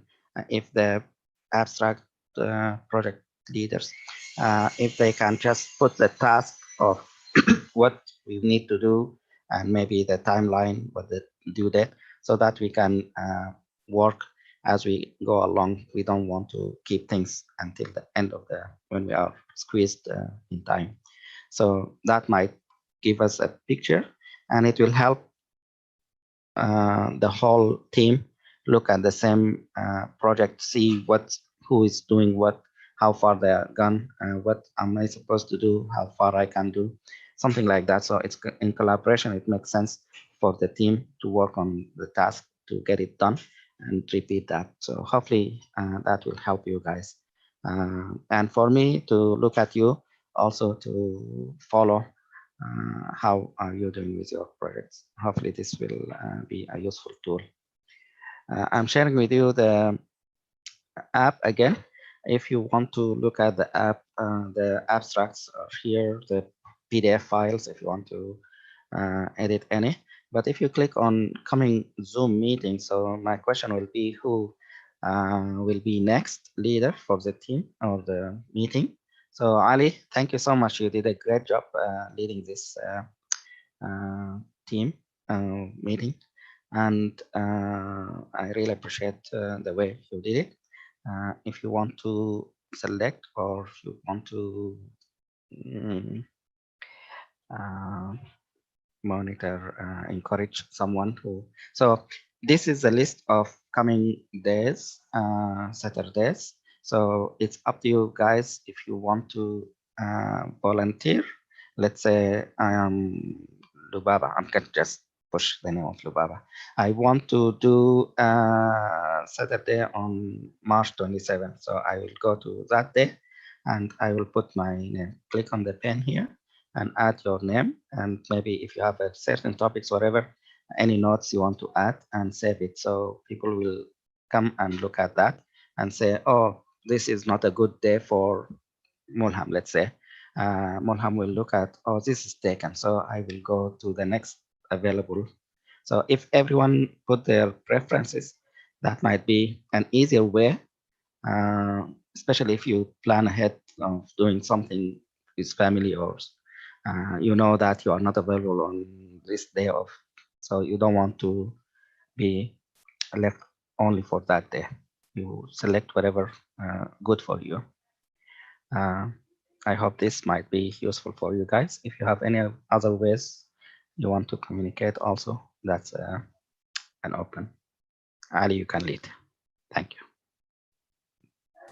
Okay, thank you, Dr. Nader, for this great idea. Actually, I think we agreed on the WhatsApp group that for the next weeks, I think the next meeting will be coordinated by one of the Orange team, and the next one will be led by a Green team member, and so on a rolling basis. I don't know if it's. I think we agree. We all agree on that, or anyone think differently? So I think for the next meeting, one of the Orange team will be leading, right? And it's upon the team who are going to elect who is going to lead. Am I making sense? Yep, you are. Yeah. Okay. Okay. Do So we have the team in today, or some members of the team, the orange team?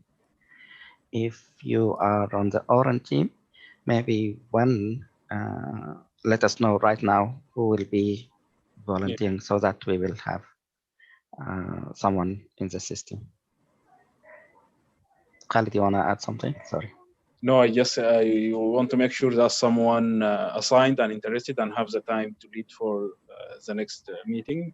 If anyone from the Orange team, they can go and enter their informations, like for us to know who to contact or whatever. Hello? Hello, Omnia, go yes, ahead. Omnia? Yeah, I can lead next week, no problem. Good.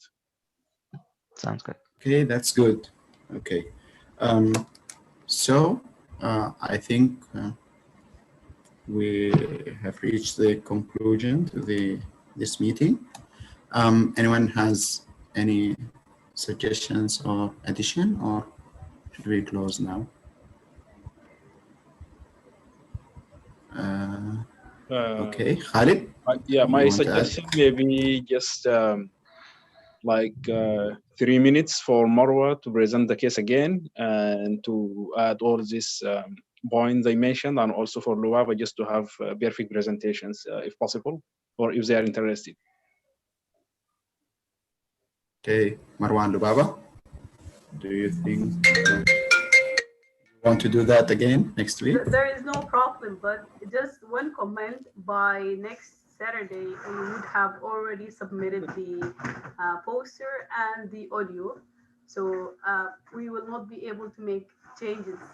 So just like maybe for the sake of the team, definitely that would be great if they wanna listen to it again. Definitely, no problem.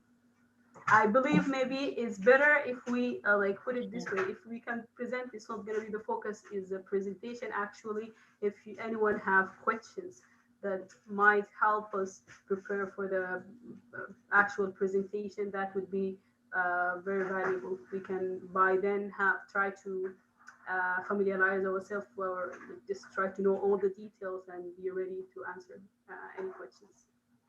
Thank you. But thank you for the suggestion. Okay, thank you. I agree. I agree with you, Marwa. Since it's going to be submitted anyway, we can run the recording actually during the meeting and then get like actual questions from you guys. Go study about that. We need to be prepared to answer the people in the conference. We're going to represent the whole team. So we want to be ready. So that would be very helpful if we can have like actual questions and fruitful discussion. Thank you so much. I would suggest also if you can, each one of you can share the recording. So I agree with you if you present or just show the recording on the meeting next time. And if you can upload or share the recording with me just to upload the app, update the app as well. I appreciate it. Thank you. Okay, thank you all for your suggestions. Yes, anything else? Okay, that's good. I think we don't have anything left to discuss, and that will be the closing for this meeting. Thank you all for your comments and presentations and all. Thank you and see you next week. Okay, bye. Thank you, Ali, Thank for you. this meeting. Thank you, Have a Ali. Thank you. Thank you. Thank you. Thank you, you. Ali. Thank you. Thank you. Bye-bye, guys. Great job, Ali. Thank you. Have a great day. Have a good Thank one. you. Bye-bye. Dr. Malik. Assalamu alaikum.